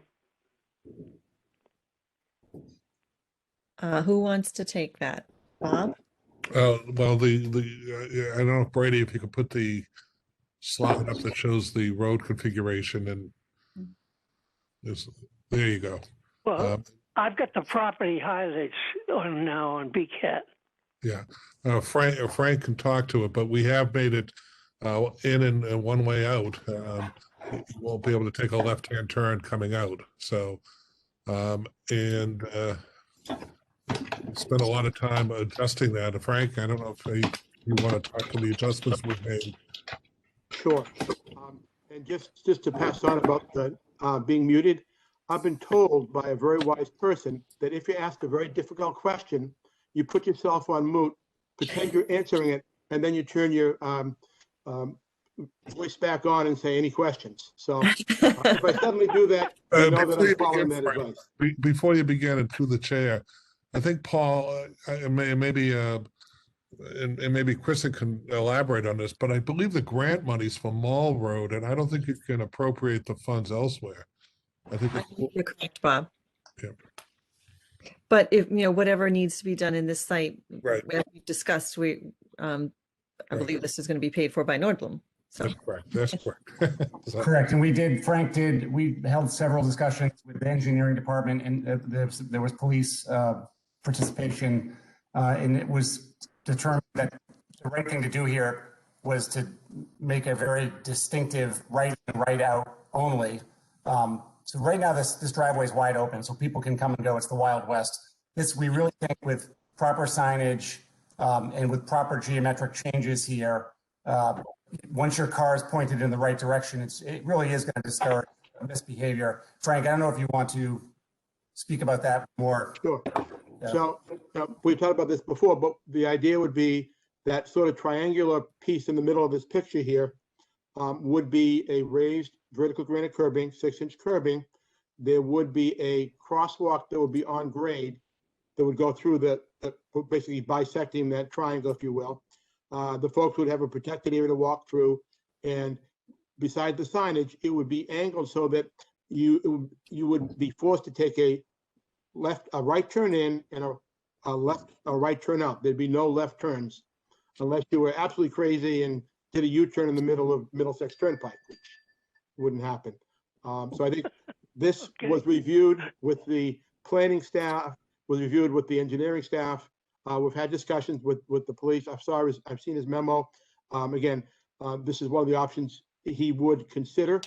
And I think part of it would be that it may want to be monitored.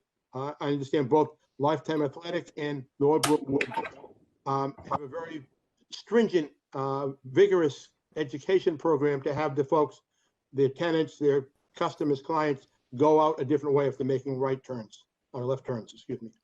So, and this is shown on the latest site plan, the large site plan. So just to add to that, this is Kristen, that we have conditioned this in the decision, and also for a future look into it. And if things do continue to be very problematic, to have this potentially a one-way in, because if you're traveling south on Middlesex Turnpike, you can just kind of go to that light at 4th Ave and continue on south. So that's anyway, and that was a comment from Safety Officer Jerry McDonough, who was also on the call, and if has any comments, I would welcome him to speak as well.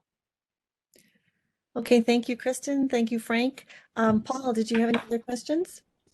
No, just that I would hope that they would put up signage directing people down to that traffic light, because that would be much safer and easier if we kept people from using this to go out altogether, really, I think. So, at any rate, it is what it is, and I guess they've studied it as much as they can, but I just wanted to bring it up because of my concern. Thank you. Thank you, Paul. Member Covino, would you like to ask any questions or make a comment? Sure. If the police department is satisfied, I'd be satisfied. I was just thinking about it as people were talking about it. There are going to be people living in this residence. It's not like they're visiting one time and, twice a year or something. So I would hope that they would get used to doing the right thing, and the Lifetime Fitness people on the same idea. So like I say, if the police department is satisfied, then I am. Obviously, they're the traffic experts. And the other thing I had was to answer Kristen's, sorry, wow, question about the out parcel, whatever you want to call it, the retail parcel that's stuck in the corner of 4th Ave and Middlesex Turnpike. Why is it even on this plan, Kristen? Can you tell me that? Or is it, I understand it's for future development, but why are we approving it now?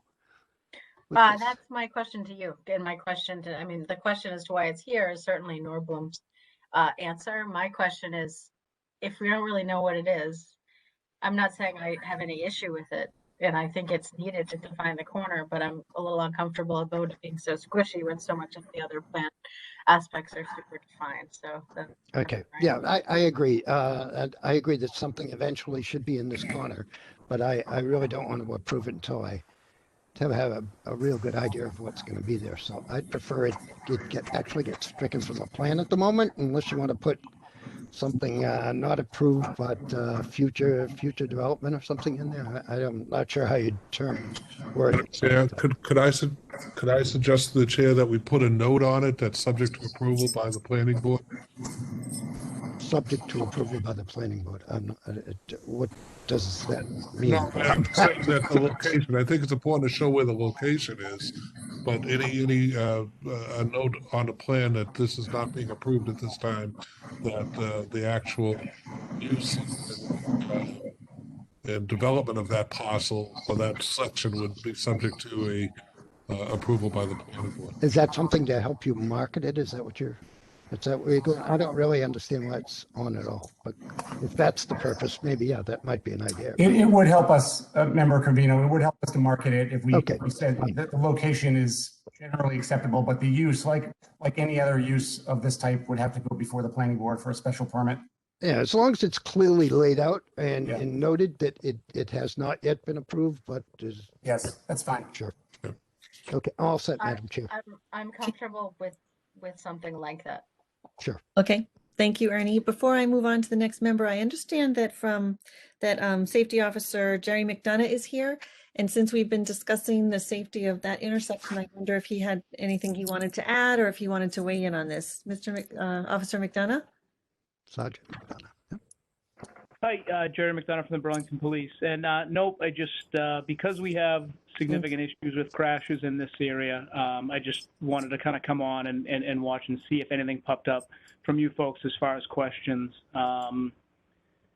because of the issues and the crashes that we've had there in that area. Just basically, yeah, here to answer any questions or if there are any issues that popped up, that's all.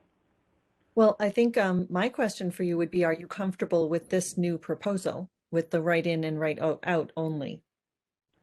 Yeah, I think it's an improvement on what's existing and will hopefully be helpful. We're aware that, signs and engineering can only go so far. People are still going to make decisions, and we can try to be there as much as possible, especially with all the accidents. But yeah, I'm hopeful that the effort that they've put into this will mitigate some of those problems and help reduce the crashes as long as people are behaving and doing what they're supposed to be doing. It's a good option. And again, as Kristen mentioned, they put the option in there to review this over the next 6 months to a year after it gets established to see if we're seeing a reduction in crashes, we're seeing the same amount, or we're seeing more. And we'll probably get a better view of that once construction's complete and folks start actually living and are being active in the area to be able to determine that. Okay, thank you so much, and thanks for attending. We Thank you. appreciate it. Okay. Member Espaillo, would you like to ask any questions or make a comment? Thank you, Madam Chair. Member Covino hit on my question on the, you guys discussed it about the retail pad. To answer Chris's question, I would like to eventually see something there. So that's an attractive location, and maybe the gingerbread folks would like that a lot better with the visibility. It's a good idea. That's all I had, Madam Chair. Thank you. Thank you. Bill Gaffney? Sure. Thank you, Madam Chair. I think the main two items that I would focus on, and we had some time to think about that, is one is the parking for the senior.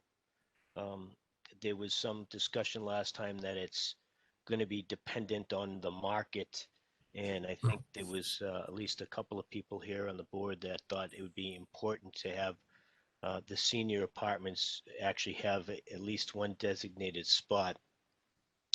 And then kind of in the same vein with regard to the lifetime memberships, that, you know, there's going to be one per apartment that's included, but then they can, you know, purchase another one. And I was thinking about that, and I said, well, the whole idea and the approval on this at town meeting, and talking to some town meeting members about it, was for senior housing, right? That's what put you over the top. So with regard to the parking and to purchase maybe an additional spot for a senior, that should really be prorated to what the rent is compared to the same kind of full rent. So if let's say the senior rent is half, then for an additional car spot under, and I'm assuming we're going to give one to a senior per senior, is that it would be half of what the full price would be for that.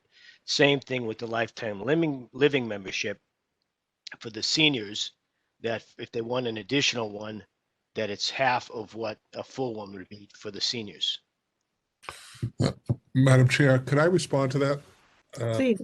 And we spent some time discussing it, and I think that I understand the motivation there and the desire to differentiate or to provide that. We're trying not to treat any of the unit owners differently. This is not assisted living. We have a lot more assisted spaces, and clearly we're going to, if anyone has an issue, we will accommodate them. But I think to use zoning to dictate a policy like that, I'm comfortable doing it as a lawyer, but I would suggest that is something that when you qualify an applicant and you make the decision at the time of qualification as to the parking issue, that's the appropriate juncture or point, because there'll be people that will have more assets than others based upon the formulas for qualification here. And I do think it's an appropriate use of that process versus zoning to dictate how these spaces are going to be allocated, because then you'll do it based upon need of the applicant at that point in time. And on the membership, on the lifetime, the decision is that there's one membership per house or per unit, and that's across the board. We don't want to differentiate between the units, and that really doesn't go to the senior issue. If I could add one thing, Madam Chair, we did hear the question that, you know, first of all, we take very good care of all of our residents, and if there's a senior resident, whether it's affordable or market rate, that has special physical needs that need to be accommodated, we do that every day, and we accommodate those people every day. And some people come with letters from their doctors. Some people, it's just self-evident they need to be parked in a certain location. But based on some of the good comments from the board, we have increased the handicap parking spaces on the plan from 8 to 12. 8 was the 7 or 8, depending on how you measure it, was the statutory number. We've increased that by 50% because we do think there'll be additional. We want additional flexibility for accommodating our tenants.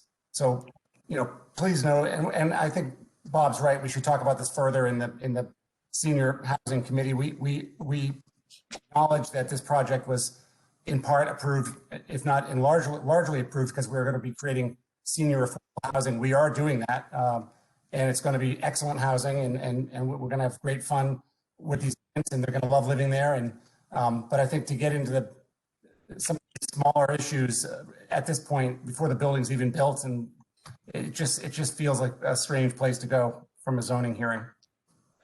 Thank you. Thank you, Madam Chair. Yeah, I would completely disagree with both Attorney Buckley and Mr. Fremont Smith. I think, with the approval of this housing was exactly what you said, Todd, was for the seniors and to have a level playing field. Not to have a level playing field with the people that are paying full, is to have that senior who's on a fixed income to be able to live there like anybody else. But because it's going to be for that senior, you're not going to put them in a different spot to say you have to pay the full amount and you're going to have to park outside because you can't pay for having one under, where it's important for a senior with one of those senior units to each have a singular one under the unit. So if that's the policy here today, then I cannot support this. Thank you, Madam Chair. Thank you, Member Gaffney. Member Rappaport. I was going to say I'm on mute. I was on mute to make a joke, but it didn't really work out that well. I got too quick. No, I have nothing else to add. Thank you, Madam Chair. Thank you, Brenda. I would like to weigh in just briefly on this parking issue. I agree with Bill on part of this. I do think it's important for the senior units to each have one space that's covered. I am not as concerned about prorating the gym membership or prorating additional spaces, but I do think it's important for each senior unit to have one covered space. Is that something, Todd, that you would feel comfortable committing to? And you don't have to answer now. If you can't answer now, that's okay. No, I just want to defer to Todd Nordblom, who's closer to the operational side of the business. Okay. If he's here. I think I'm off mute. Yeah, as we look at how these buildings operate, I'll admit that it's hard to create one size fits all scenarios. I mean, the scenario whereby a 67-year-old senior is going to work out at the gym every day and take advantage of the lifetime ecosystem and needs a covered space under the garage is just an interesting scenario to contemplate. And so what Todd Fremont Smith was describing and what we spent a lot of time internalizing and wrestling with is how do we prioritize, as we do in all of our communities, those that have specific needs and accommodations, which is a very clearly defined process in residential management. And some of those, we deal with this at the Huntington already, and the Tremont, where there's structured parking, whereby some needs are certainly, they need to.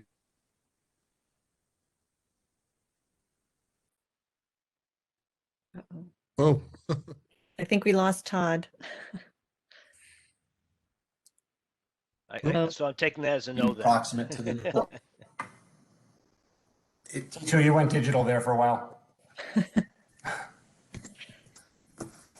Yeah, Okay. sorry about that. I'm not sure where it's perplexing that a 67-year-old, who's working out at time multiple times a day that needs to be in that garage. We would really like to create an environment where those spaces are available for those who need it and go through the reasonable accommodation path. Thank you, Todd. I understand what you're saying, and for me, and I'm speaking just as one member, the Lifetime Fitness membership thing is not as important to me. I am thinking of it more as senior housing. What we were going to do is provide high quality senior housing. We didn't say that we were going to give them a membership to a gym. So, I mean, it's a wonderful amenity and I think that's great. But I do think for senior housing, it's important for them to have one covered space. So I'm not going to ask you to commit to this tonight. I am going to ask you to consider it. Because I do think that that's important to me and it's obviously important to Bill. So I'd like you to perhaps give that some consideration and maybe it's something we can come to an agreement on. Madam Chair, question, Madam Chair, if I could. Refresh my memory, somebody, how many spaces, how many covered spaces and how many senior apartments? Does anybody have it Well, on there are- top of their head? Is it 14? There are 23 full apartments and, or 24, I might have that. And there are 167 parking spaces in the podium. 167 covered or 167 total? 167 covered. There are 284 total. Okay. So we're looking for 23 or 24, whatever the number is. I'm sure, Barbara, wouldn't that get worked out and very strongly, I would hope, at the Northwest, at the agreement between the town and Northland? No? It could be handled there. It's not something we've been discussing thus far, but I suppose it could be. And I don't think it should be a problem. That's only, what, 20%? So Yeah. if I was a developer, I would say that that's something you can bend on. I mean, a couple of things just to take the heat off the stove. I mean, half of those units already, the building policy is if it's a 2-bedroom, they get 1 spot under the podium. We're only talking about the 1-bedroom units that are affordable, I believe, Todd Norblom. So it would help us to move the project ahead to talk those 12 spaces in the affordable senior committee and maybe to involve Marge and to talk about, I think what Todd and I are thinking is if you set the threshold at 60 years old and you're a 61-year-old guy who's out playing tennis every day for 4 hours, and you have, a 75-year-old woman who really needs to be under that covered part. We'd like to be more nuanced in our management of the needs of the residents as opposed to being prescriptive, but we understand the issue. We think it's an important issue. I have my 88-year-old mother lives with me here in this house. I understand we don't want those people shoveling snow off their cars, but on the other end of the spectrum, if you have a healthy 60-year-old person who's lifting weights at Lifetime Fitness, I'd rather save that space under the podium for someone who really needs it. So, but again, I haven't thought all the way through that, but that's just some of our reactions to. One more interruption if I could. So it is possible that somebody at the market rate units is going to be a senior also. Yes. You're not precluding them, right? So are you saying that if somebody in the market rate units is a 77-year-old gentleman who who looks like he needs a space, then you're going to defer to him over somebody in the affordable units who may be a 66-year-old person who is at Lifetime Fitness 5 hours a day? Is that what I'm hearing, or I'm not? That's what I'm hearing. And I think that's a positive, not a negative, actually, Todd. Yeah, Is that what I'm hearing?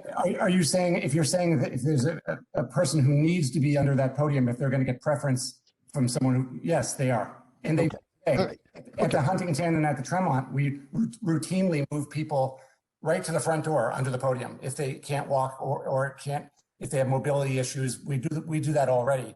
And what we're saying on this project, we've increased the number of handicap spaces under the podium to allow for that to happen, to allow some more flexibility. But I'm not saying the issue is dead. And I hear Member Gaffney's question, and I understand. I just think it's very nuanced, and I don't know if we can solve it here. I'm not sure that just mandating a number is the right way to go, or if through good management and careful management of what the residents need, if that isn't a more responsive outcome. I don't know. Yeah, and as I said earlier, Madam Chair, I think the appropriate forum to discuss that is in the agreements with the town, not as a zoning issue. That's my opinion. I'm all set, Madam Chair. Thank you. Thank you, Ernie. And I'm willing to consider that as well, Todd and Bob, but let's just, we're not going to be making a decision on this tonight. Let's mull it over a bit more. Okay. All right. Is there, we've spoken with all the board members. Is there anyone else in the listening audience, a resident or anyone else, an interested party who would like to ask a question or make a comment on this project? Staff, are you seeing anyone? I'm not seeing anyone. Okay. Barbara, this is Brady. I'm not seeing anyone. Okay, thank you. We're not seeing anyone. I will say we do have a decision drafted that was sent out if you so are inclined, or if you have any questions of any of the on the draft. So just letting you know. And a decision would be helpful to move this project along. We're trying to get this into the ground this fall. And at this point, we've got teams of architects and engineers that are. We've spent the first. Sorry. I understand that. I don't know what the rest of the board thinks. I understand what you're saying, that this might be something that would be easier to be discussed with the Northwest Park Housing Committee, but the Northwest Park Housing Committee holds no power. The Northwest Park, we hold the power of giving you this permit or not, and they don't. So that's why I'd rather address it now. And I think what we're talking about is 12 spaces, which I think you can probably bend on.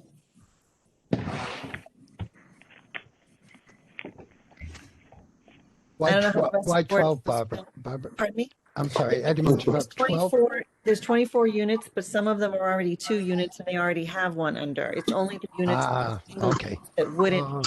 Thank you. Thank you.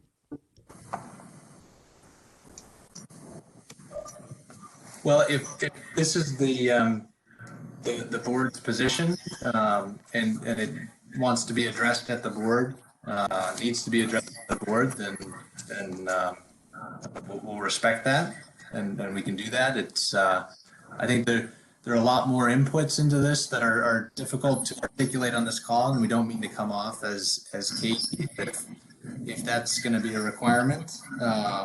We understand the spirit of the how these permits come about, and can appreciate that.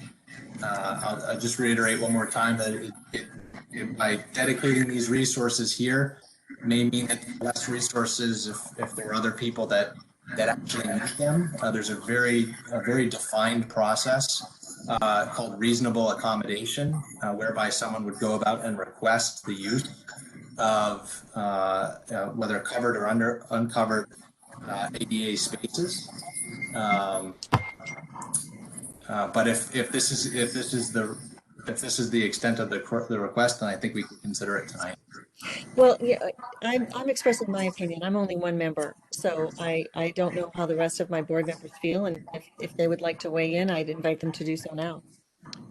Madam Chair, this is Bill. Just one question. What's the required ADA spaces for this? Sorry, I think I missed the tail end of that question. Did you ask the required count of ADA spaces? Yes. ADA spaces, yeah. Yeah, by this project measurement, we got different answers, but it's either 7 or 8 spaces. We use the 8 spaces as required. We're committed to building 12 spaces as part of the residential project. There are 2 spaces that go along with the retail, which not knowing that use may require none. And while those are not proximate to the building, we get that. We would build those at the same time. So spaces are required. Thank you. So I think you don't have to build the 12 out. You could just go with the 8 that's required. Correct. Right. And so now you could actually put those 4, the extra 4 towards the senior. So now we're down to about 8 spaces for you to give up there.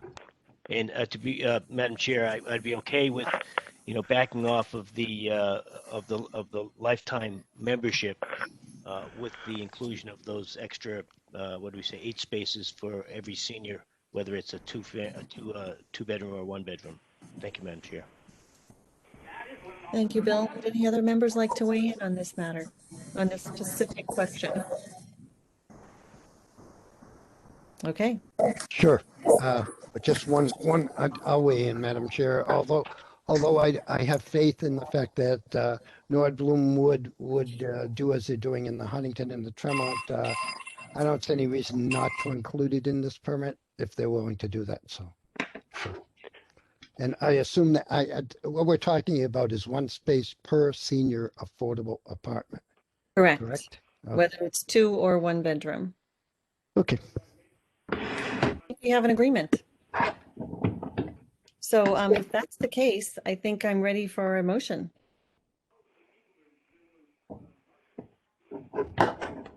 Okay, I'll try. Madam Chair, I'd like to make a motion to approve the request of Nordblum Company, Inc. at the applicant for approval of a special permit pursuant to Section 12.1.5 PD Special Permit Site Development and Use Plan of the zoning bylaw and Section 1.6 discharge from man-made structures into the wetlands, 1.7.5 accessory health clubs, 1.7.6 dry cleaning, drop off and pickup only, and 1.7.12 garage space pursuant to footnote 3 of the use table of the Northwest Park Land Development District zoning bylaw provisions, special permit application to permit the development of a multifamily housing project not to exceed 170 units with associated structural parking, surface parking, and site improvements, along with the development of a 3,000 plus or minus square foot. No, we're taking that out, are we not? Okay. We're taking that out, yeah. Yes. Forget I said that. Retail building on Middlesex Turnpike for a property located at 174 Middlesex Turnpike and situated in the Northwest Park Plan Development District, NWPPDD, and partially in the Aquifer and Water Resource Districts, contained in Exhibit A attached as amended. Seconded, Bill. Madam Chair, could I ask a point of order? Of course. As to the units per, one space per unit, you say if required, I mean, you could conceivably have a senior resident that has no need for a parking spot. Who determines if it's required? At the time of their lease. So otherwise you'd have to keep a spot reserved or open if it's not required. They may be infirm, they may not be driving, so if they require it, then that's fine, but if they don't need a space, why dedicate a space to them? Yeah, but maybe we can work on the wording sure. required by the tenant. Right, no, I agree, it would be at the, It would be at their discretion or their request. If they don't have a car, you don't want to give them parking space, do you? Right. you don't have a black market for parking spots. I think you and Kristen can work out that language. Thank you very much. Thank you. That is included in my motion. Okay, thank you. And it was already seconded by Bill. Chairman LaRue, Yes. Vice Chairman Impemba, Yes. Member Clerk Raymond, Yes. Member Covino, Member Espejo, Yes. Member Gaffney, Yes. Member Rappaport. Yes. So moved. Okay. Thank you both. Thank you, Bob and Todd. And Todd, we really do appreciate your flexibility. And we appreciate the spirit of your questions and your advocacy for seniors, and we're all in the same boat. We'll get there. Okay, thank you. We'll take good care of them. I want to thank the staff for working with us too, so thank you. Yes, I do too. Yes, thank you all. Thanks so much. Thank you. Okay, thank you. All right. We are, our next item is item F. Public hearing, application for approval of a special permit pursuant to section 4.2.6.2. Convenience food stores, drug stores, retail stores for sale of beauty and health aids, smoking supplies, periodicals. None with the sale of food intended for consumption on the premises of the zoning bylaws. 207 Cambridge Street, India Food Market LLC is the applicant. Welcome, and who is here representing India Food Market? Hi, this is Dave. I am on the meeting. Hello, welcome, Mr. Patel. Thank you. And is the property owner also here? I think I saw him on the list. Is he here? I know, this is Kristen. I know he was there. He was here. We haven't lost him. Obviously, I don't see him on now, but there's two call-in users. One is a call, and then there's a call-in user 6. I'm not sure who that is.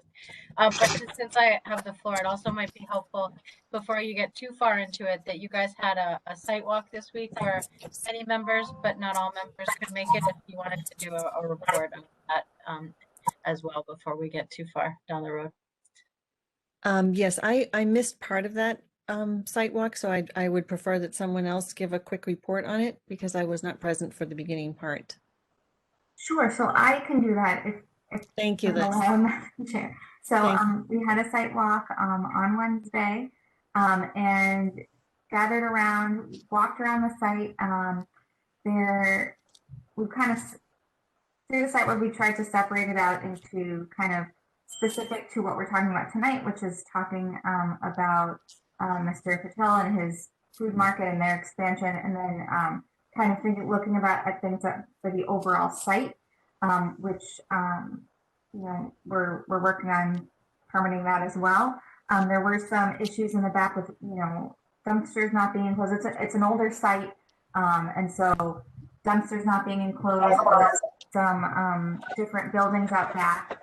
The other thing that we need to figure out is we did see the condenser units. I believe there were either 5 or 6 condenser units in the back of the building that need to be kind of screened, and sound attenuation needs to be included in that. And we would permit that with the special permit. And then there's also, we really did see that an issue with drainage coming down the hill. The street up top doesn't have any catch basins, so all the water kind of just drains down into 207. And the property manager does have a plan to work with a landscaper to create something of a basin to collect some of the water, and then overflow would go into Middlesex Turnpike and into Middlesex Turnpike catch basin, which is the state wastewater stormwater system, and they do have an approval from the state for that. But that kind of issue is kind of moved on to the site plan that we would be working on. So for tonight, I think just kind of talking about what we need to do to help Mr. Patel get his expansion moved through, and then kind of second steps moving forward for the site overall. Is there anything else you think I've missed? If there's anything else that anybody else has missed or I think I've missed, let me know, but that's as much as I can say about that. Thank you, Liz. That's very helpful. Okay, Kristen, did you want to give a brief summary before I turn it over to the board for questions? Yeah, I just wanted to note there's a lot of moving parts with this property right now. With Burlington Auto Parts leaving, we do have a submission of a special permit from O'Reilly Auto Parts. I emailed you guys about that this week. That won't open with us for a little while. And also there's Mr. Santangelo, who's the property manager, has been working on behalf of the property to remedy the drainage issue that's coming off the site. He does have a plan for that. They will need to submit a site plan for those changes. There's also O'Reilly Auto Parts had a minor engineering change that they submitted that is kind of in conflict with that drainage plan. And then there's these condensers in the back of the building, which we have not approved, that are there, but we have not approved them. So just looking at all those moving parts, how do we kind of tie this together? And I don't think we necessarily have an issue with the supermarket space moving into the space next door. There is an issue with the condensers in the back, and how do we want to be looking at conditioning those in terms of sound dampening and other measures to make sure that they're not affecting the neighborhood behind them, and how do you all tie that together? So there needs to be a site plan, and there needs to be there needs to be things that happen with those condensers to better screen them, make sure the sound isn't bouncing off into the Woodcrest neighborhood. And then there's these other issues. So it's kind of all these moving parts. How do we organize them? The way we have suggested organizing them in the special permit is to focus on the supermarket use here, because that's what's in front of us. The supermarket owner dealing with the, working with obviously Mr. Santangelo, the property owner, and in ways in which to screen and sound dampen the condenser units in the back, which we have it conditioned, final approval to be up to the planning director in consultation with the building department to make sure it's done properly. But to have that done immediately, have that done before the CO for the moving into that new space, but have all of that reflected on the site plan that is incorporating the other work. We also have something in the, and this is all for discussion amongst you guys, if is suggestions for conditions to kind of figure out how do we do this kind of in different timelines, but make sure we have everything. We have required in the condition for a CO for the new space that the property owners submit that site plan that incorporates these changes, as well as the drainage changes that they're working on. So we have kind of that one site plan for that one site that we're all working together and we're on the same page about. So not necessarily to have it all done and approved, but to make sure the plan is in hand before we open that up.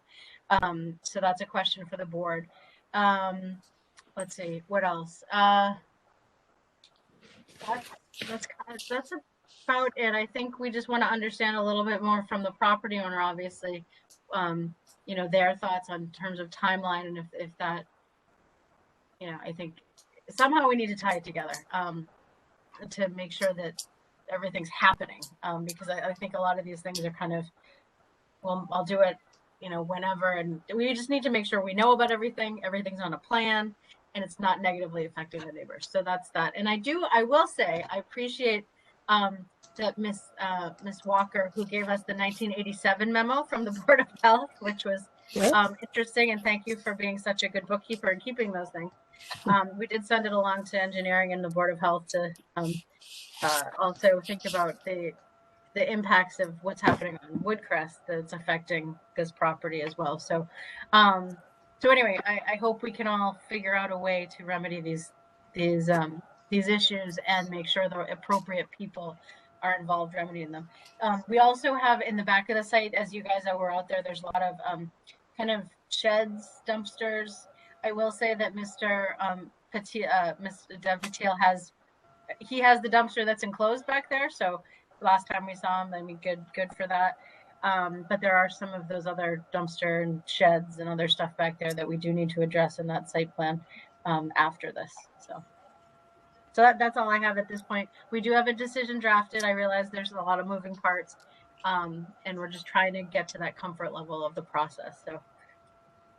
Okay, thank you, Kristen. Could you speak just a little bit about how the condensers in the back will be enclosed and how the noise will be attenuated? Because I think that was one of the major concerns of the neighborhood. Myself or the property owner or the applicant? Whoever can speak to exactly what they're going to do. I would ask the applicant. Hi, this is Dave.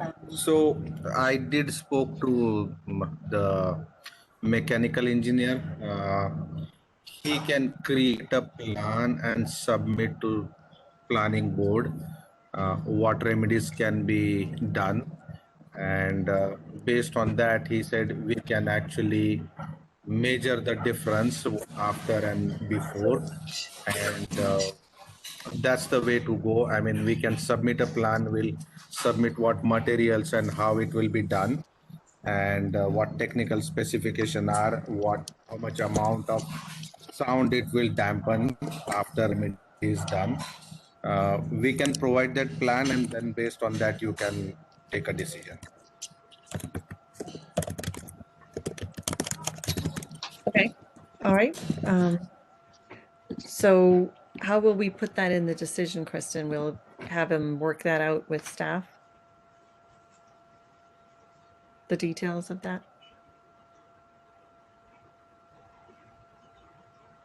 Kristen, I think you're on mute, Kristen. Okay, all right. Special permit. The special permit will be permitted as a use on the plan submitted herewith.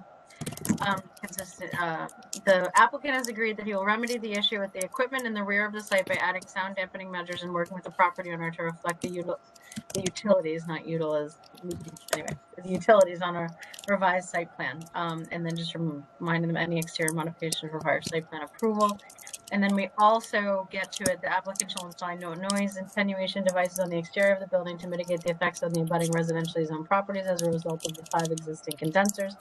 Final design shall be approved by the planning director in consultation with the building department prior to the start of construction. All work must be completed prior to signing the certificate of occupancy for the expanded tenant space and tenant space C for this use. Is how we have that piece of it drafted. And we also have, just because the Board of Health has also notified the planning board about a drainage concern that negatively affects travel on Cambridge Street. The Board of Health have been working with the property owner to resolve this.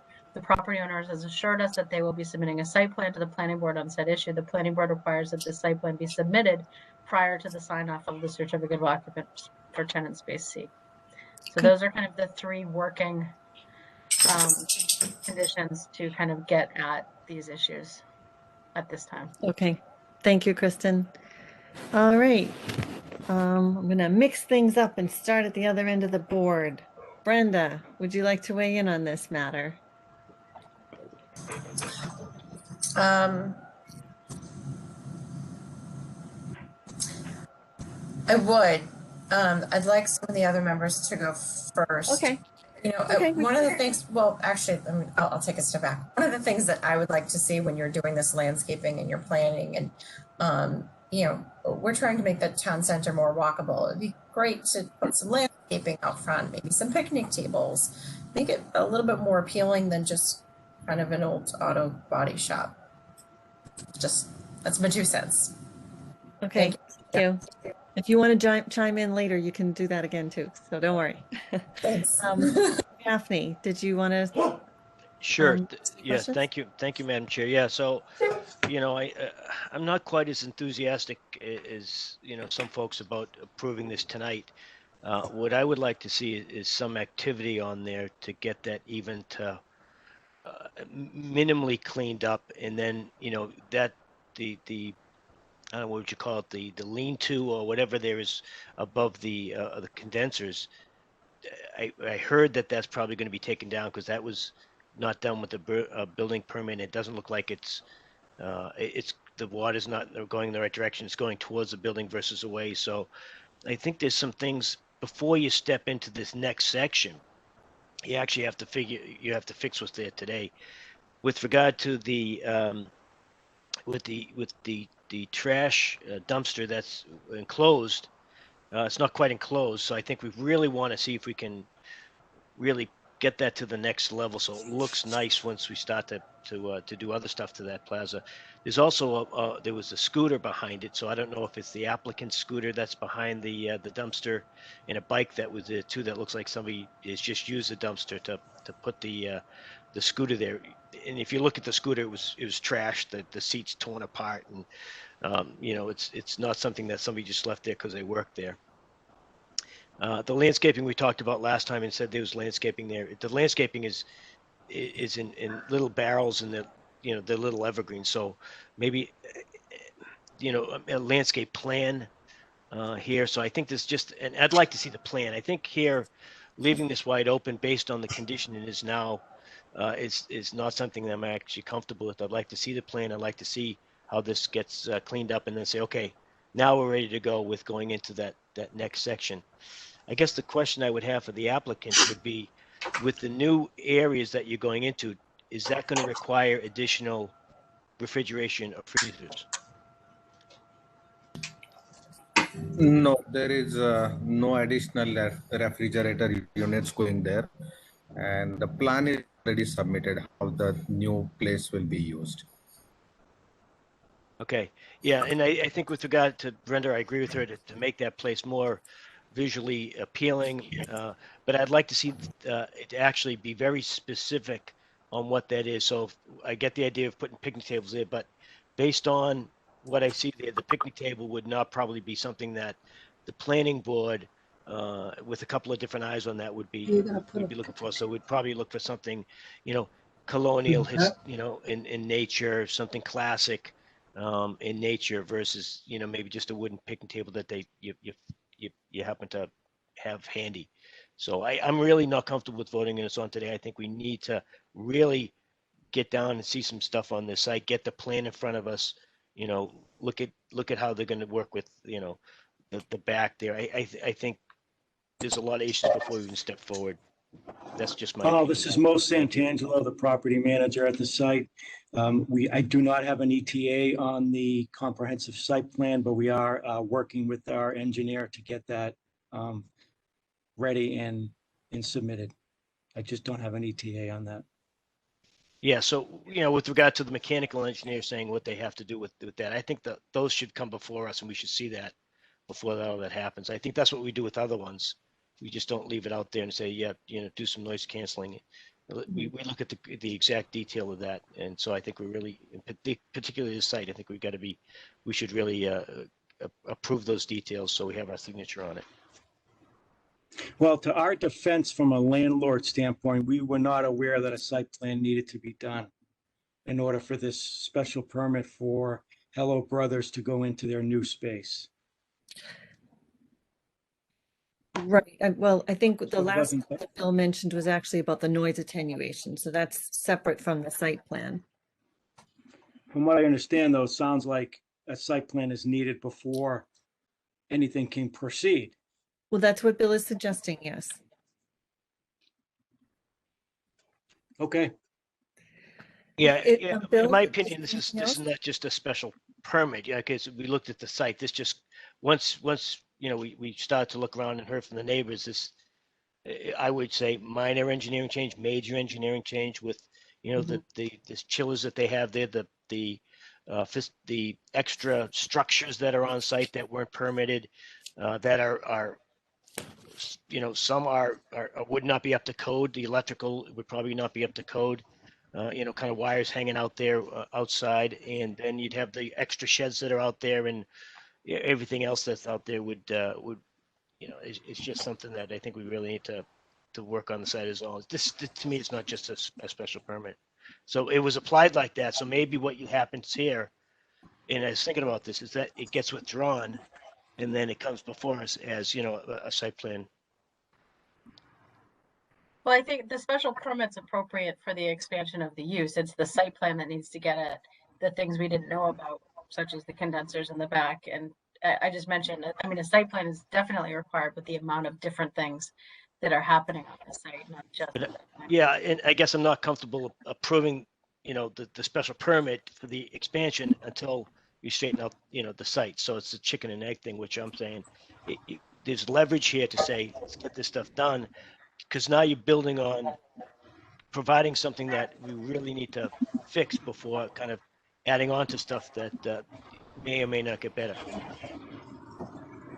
Yeah, I guess my experience is I've seen this too many times where, again, I think I might say at every other meeting, that unless it's there and it's down in documentation, just doesn't get done. Okay, thank you, Bill. Okay, members mail. Thank you, Madam Chair. Member Rappaport and Member Gaffney stole a lot of my thunder. I was hoping to come to the meeting tonight. I thought we were going to see maybe at least a plan for the landscaping and a plan for softening up the area, because it is a visible part of town, and I'd really like to see it, softened up somehow. And I'm not quite the expert on that as you guys, but I do like to, like to see it beautified. And I know that with that, the reason why I'd want to see it is because I feel like that flooding has been going on for a long time.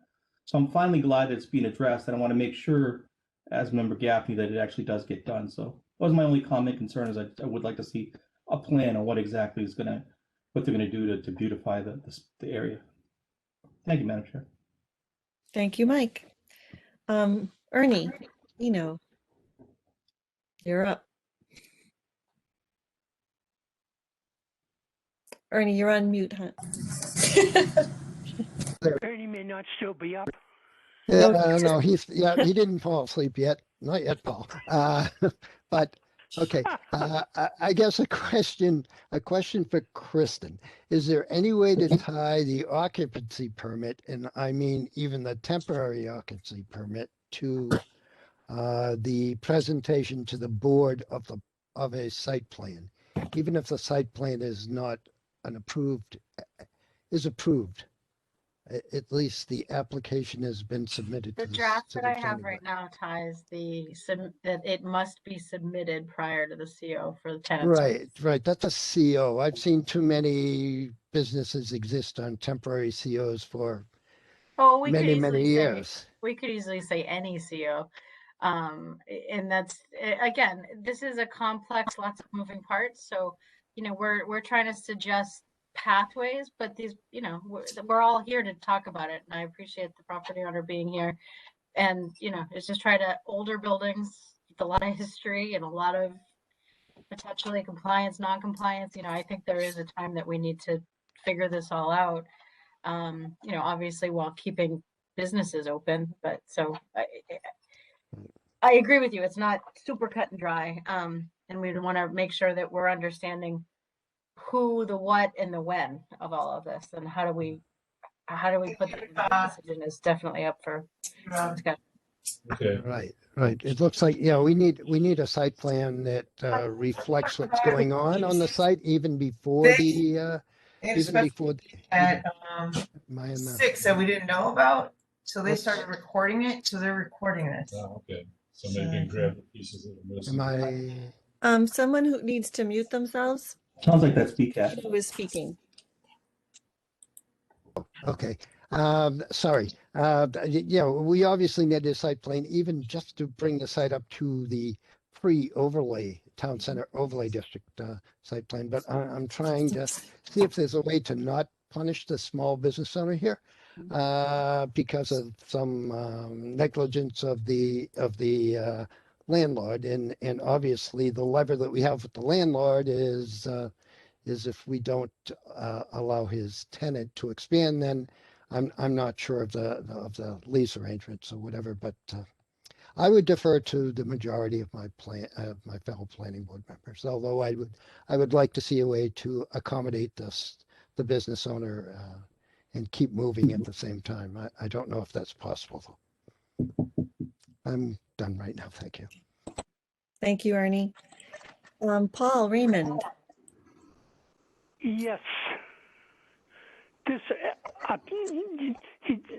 well, let me just, I'm speechless. Can you believe that? No, this, we've and Joe has led the effort on a lot of this, have been trying over time to upgrade our town center. A lot of people say it's the mall and somewhere else, but nonetheless, our traditional town center.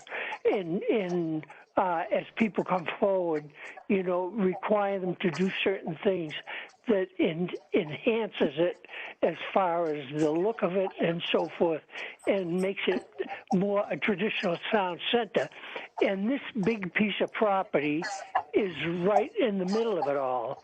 It faces right on Cambridge Street, and that to me would be the start. But I feel like if I approve this, if I say, okay, you can do this, that's nice for the business that wants to go in there. I hope that if they don't land there, they do somewhere else in that area. But I'm uncomfortable with saying, okay, and you promise you're going to do. Because that we do need a site plan for that whole area. It's when you look at our town center, it's barren. It's not taken care of. It's the paving and everything. You practically scrape the bottom of your car if you go from that site onto Terry Avenue. So it's to me, a problem site. It's an important site. And do we advance getting it upgraded, if you will, or getting the unit upgraded by approving this, or by saying, no, we're not going to approve this, and you've got to come back with a plan for the site and so forth. So I'm kind of like Ernie. I want to know what the board wants. I know what I want. And if in fact this was approved, we have had some sites such as down off Cambridge Street by what's now Target, with the landowners that are back up behind there, and have done some screening and so forth as far as the sound and the mechanicals on top of the buildings that seems to have mitigated that pretty much. And I know at the back of the town hall we had a situation where they put up a barrier and everything else, which finally protected the neighbors. So that's my concern as far as this is concerned. If in fact this is improved, that we have got to require beyond what they be willing to do to mitigate any of that from the neighborhood, because this is a situation with that building that just backs right up to that neighborhood. So anything they do here is going to affect those people that live there. So I've taken too much time already, but I'm just uncomfortable with this. Mm-hmm. And I agree more or less with Bill that I would not be in favor of approving this tonight. And I think maybe we ought to have a subcommittee, if you will, or whatever, to consider this site and what we think it should be like going forward along with the owner. Thank you. Okay, thank you, Paul.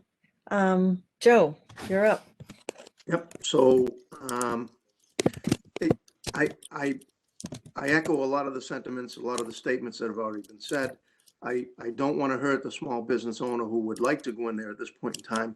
The problem is, and I know this gentleman in front of us is a property manager there as well. I don't know how long he's been there or not, but the way I see it is the owner needs to, the owner of the building needs to come to bat here, because he allowed things to go on that have never been approved, that have never been, permits have never been pulled on. They've allowed some corralling of carriages out there in the parking lot that, interfere with the parking lot itself. The biggest problem I see is this is now becoming a very active site. There are a lot of little storefronts in there and a lot of little businesses that are coming in there, but nothing has ever been addressed with the parking lot. And there's in common ownership between this building and the one on another building on the front where the Pattersons was, and the Burlington Coal Cuts. I understand there's common ownership. The problem I see is with all the increased activity with businesses coming in now and starting to use that area, there's no defined traffic pattern. There's barely can see a line where where even the parking spots are. It's becoming very dangerous in there, right? The way I see it. 90%, I'd say at least 80% of that parking lot of the pavement, it's 100% pavement, and probably 80% to 85% of that pavement never gets used.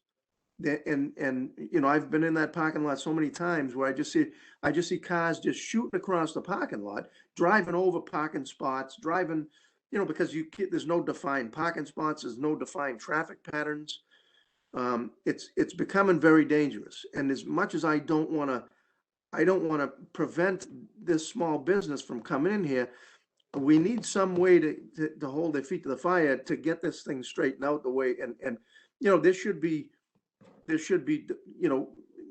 compliance with the downtown. There should be some landscaping done. They could take out some hot top along the building and put some trees in there. There should be some islands placed in there with some trees in the islands that define traffic patterns, and And there should be, you should be able to go through there and understand where the parking is versus where you should be driving your car, for protection of pedestrians. The poor neighbors have had to put up with, that proximity. I don't know how this ever slipped through, but they said you can clearly smell the restaurant smells in their houses because there was never a scrubber put in place to prevent the smells of the restaurants from going to their house. Well, I don't know how that happened because that is one of the standard comments that the Board of Health has in there. So I have to believe that the comments were in there, and I just don't know how it slipped through and didn't get done. But there's a lot of issues there from those condensers in the back that need to be addressed to to that drainage system needs to be addressed, to the fact that there's just, and a lot of these have already been stated, but there's dumpsters everywhere. There's no, one of them is within a fence, but barely, and it's only 3 sides of it is in a fence. Other ones are just out there. There's a grease trap just sitting out in the middle of the parking lot. I don't know how we got to this point over there, quite honestly. It's a mess. And I think that I have yet to see the landowner, I think the property owner is here tonight. No, the property manager is here tonight. So I don't think it's the same person, but maybe it is. I represent the property owner. Oh, I missed. Right. Okay. Right. So again, I'm not trying to blame the manager because I don't even know how long the manager has been there, but the property owner needs to understand all these things we've pointed out have been done illegally. Right. They just allow things to be built in the back without permits, without going to the planning board, without doing anything they should be doing. And we've got, we're trying to enhance the aesthetics of this area, not totally ruin them. And we're so close to residential areas. They should be taking extra precaution. They've taken nothing. And again, I hate to see vacancies, and I love to see, a small business guy coming in here and trying to enter there. That's why I don't want to put a roadblock up for that, but I share the sentiment that a lot of the other board members here is that what are we going to do if we keep, permitting these things, allowing them to go in there and not holding anybody accountable? Okay, thank you, Jim. Thanks. Okay. Well, I agree with everything my fellow board members have said. I think when it comes to this specific business, there are a couple of issues that this business needs to address individually. I agree with Bill that I would want to see more specifics about how the noise from the condensers will be attenuated. I also think that the dumpster, although it's enclosed, if Joe is correct and it's enclosed on 3 sides, that needs to be fixed. So I don't think we can approve this tonight, even if we put those other matters aside, because we need to address those 2 things. But I also agree that there's a lot of problems there. However, I also think that this is a tremendous opportunity because this site has been an eyesore for as long as I can remember. And I think this is a great opportunity for us to improve this site tremendously, and it will help the town, it'll help the businesses that are in there, and it will actually increase the value of the property for the property owner dramatically. Can I just add to something, Barbara? Sorry to interrupt. Has anyone noticed what we did to 185 and 195 Cambridge Street as far as the greenscape and the landscaping that was done at the street front? Could you identify that? I'm not sure exactly which building that is. Yes, I did. That's the building. I do notice. Yeah. And it did a nice job out front What with is- with the trees in front of Right, the pens, the cold cut. What business is Right. that? And so that's basically started from Patterson's and it works all the way down. We own that building as well. So those properties with the parking lot, they kind of align. We have nothing to do with Terry Ave behind us. Joe, to your point with the parking lot, we stripe that every year. So you were trying to make the greenscape in that parking lot more presentable. I don't think that's feasible from a landlord standpoint because you need parking to offset the businesses that are there. Okay. That could be a topic for another day, but. Right, Yeah, if I I'm could not, yeah, I'm not trying to I could take away. just, sorry, go ahead, Joe. I mean, I hear you. I'm not, I think you need, I know you need sufficient parking, but there's way more hot top there than there is parking. And, you know, my problem is that there's just no, you know, when you stripe the parking, I don't see any traffic pattern there. So maybe you stripe it, it's very hard to see, and all I see is anybody who uses that area from the time that it was an auto parts store to now, the other day when we were over, nobody adheres to any traffic pattern. There's no traffic pattern. They just drive right over the parking spots. Because quite honestly, most of the parking spots aren't being used. And then you've got all the extra hot top. So there needs to be a defined traffic pattern there. And to do that, we need to create some islands and some, in doing all that, we can create some green space and some trees and things like, you know, just as you did in front of the, you know, that other building you were referring to with, you know, where Burlington Coat and the Patterson used to be. You know, that's what we need here. And again, I'm not bashing. I want this to succeed, but I also know that this is also a gateway to a residential area down there. And these people, unfortunately, you know, have put up with an awful lot of eyesore over the, you know, the past 50 years over there. Well, I just need to stress from a landlord standpoint, there is pride in ownership as far as what's being done there.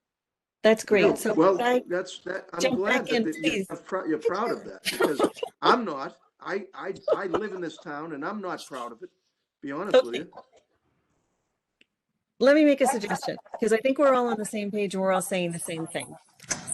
I don't think we're going to approve this tonight. I think we need to continue it. Mr. Patel needs to come back and let us know exactly how he's going to attenuate the noise from the condensers and deal with the partially enclosed dumpster. In the meantime, we need to speak, Mr. Santangelo, we need you and we need the property owner to get in touch with our planning department to begin this process, because you've heard all of the many, many problems on the site. And I think you know the potential of that site. And the potential is huge. It's a wonderful location. It's very prominent. You have some thriving businesses moving in there, and I think you'll be able to attract more thriving businesses if the property is improved as it should be. So let's get that process started as quickly as possible so that it doesn't have to hold up Mr. Patel's expansion of his business.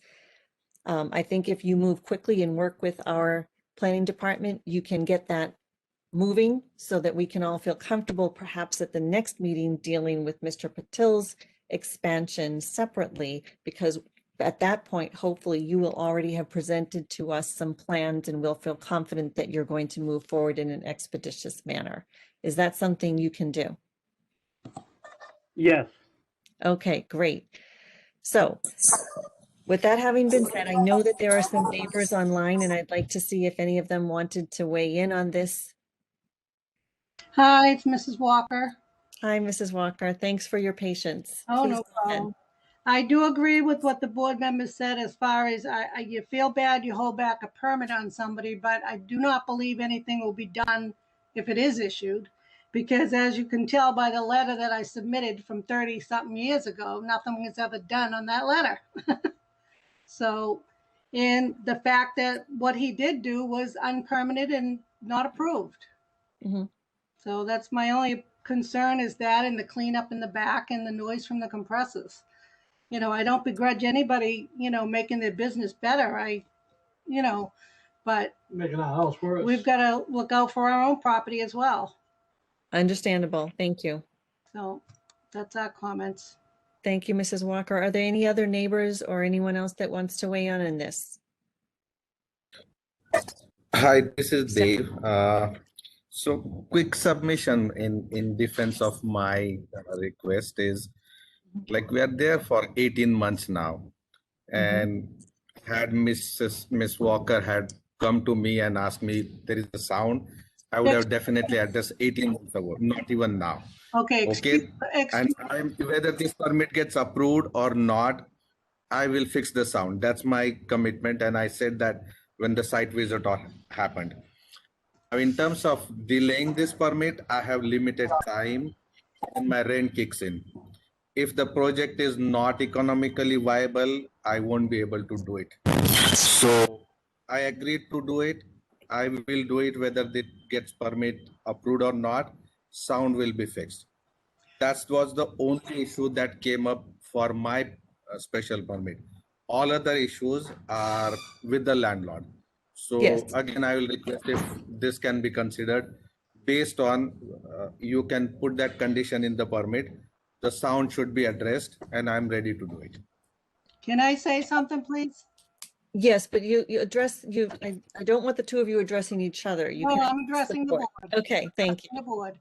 I understand what he said about them being there for 18 months longer, but at that time, my husband was diagnosed with cancer, and therefore we were very tied up with his treatments and didn't go to the board or go to the town because we've had other things on our mind. Mrs. Walker, it's not your responsibility to do that. So please understand that right off the bat. It is not your responsibility to deal with something that was placed there without permission. Right. So please understand, we are not expecting neighbors, you or any other neighbors, to take that responsibility on. Okay, I understand. I just didn't like the comment that they've been there for 18 months and we didn't say anything. But like I said, we've been in the hospital for the last 2 years. I understand, but now let's get back to this. This is how I want to proceed. Okay.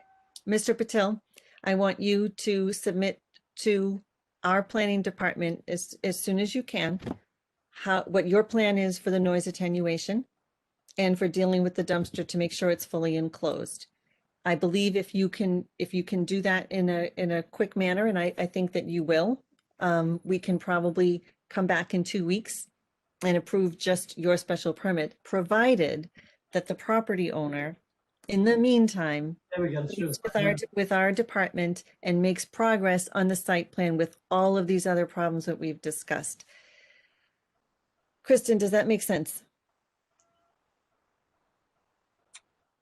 Yes, that does make sense. I think it would be helpful if any of you are just the multi-layers of this, if any of the board members are interested, or if I can reach out to the board members just to, I don't know, just get some feedback between meetings on,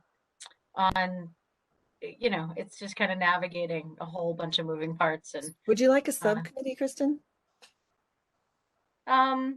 Yeah, actually, I mean, I think it's just makes sense. It's easier to, because there's a lot of emails that get going back and forth, and I think it's just kind of, we're managing expectations, but to get some feedback from you guys in those threads would be helpful, because we're kind of putting together things and saying, this is what we've put together. Do you agree? So yes, I think at least a 2-person subcommittee would be helpful.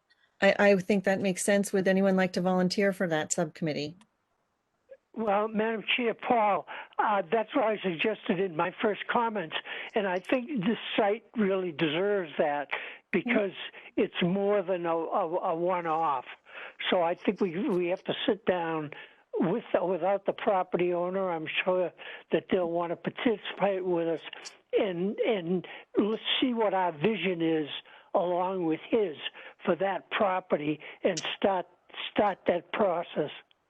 Agreed. Thank you. So Paul, did you want to be on the subcommittee? Sure. Okay. Who else? I would be happy Joe? to. Okay, Joe and I Paul. would. All right, Joe and Paul are our subcommittee. Mr. Santangelo, I think what I want you to communicate to the property owner is that in order for us to be able to approve Mr. Patil's request, which I know you want us to do, you and he need to move quickly and meet with our planning staff next week in order to make some significant progress before our next meeting. Okay? Okay. All right, thank you. I am ready for a motion. Make a motion to continue this matter to the planning board meeting of April 1st, 2021. Thank you. Chairman LaRue, Yes. Vice Chairman Impemba, Yes. Member Clerk Raymond, Yes. Member Covino, Yes. Member Espejo, Yes. Member Gaffney, Yes.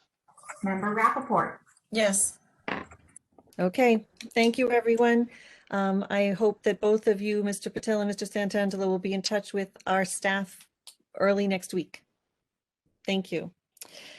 All right, next on our agenda is minutes. We have meeting minutes for the meeting of March 4th, 2020. I hope all the members have had a chance to review them. Is there anyone who cannot vote on these minutes? Great, then let's move forward on that. Madam Chair, this is Mike. I'd like to make a motion to approve the minutes of March 4th, 2021. Second. Second. Okay. Chairman LaRue, Yes. Vice Chairman Impemba, Yes. Member Clerk Raymond, Yes. Member Covino, Yes. Member Espejo, Yes. Member Gaffney, Yes. Member Rappaport. Yes. Okay, great. We do have a couple of other discussion items on our agenda. Kristen, do you want to jump in on these? Sure. Oh, sorry, I wasn't on mute if you heard me type. Sorry about that. Just wanted to let you guys know that I know it was, I don't know, forever ago it feels like, but the General Walker Estates motion for motion that needed to be submitted to resolve all the minor engineering change litigation is done. So that is good.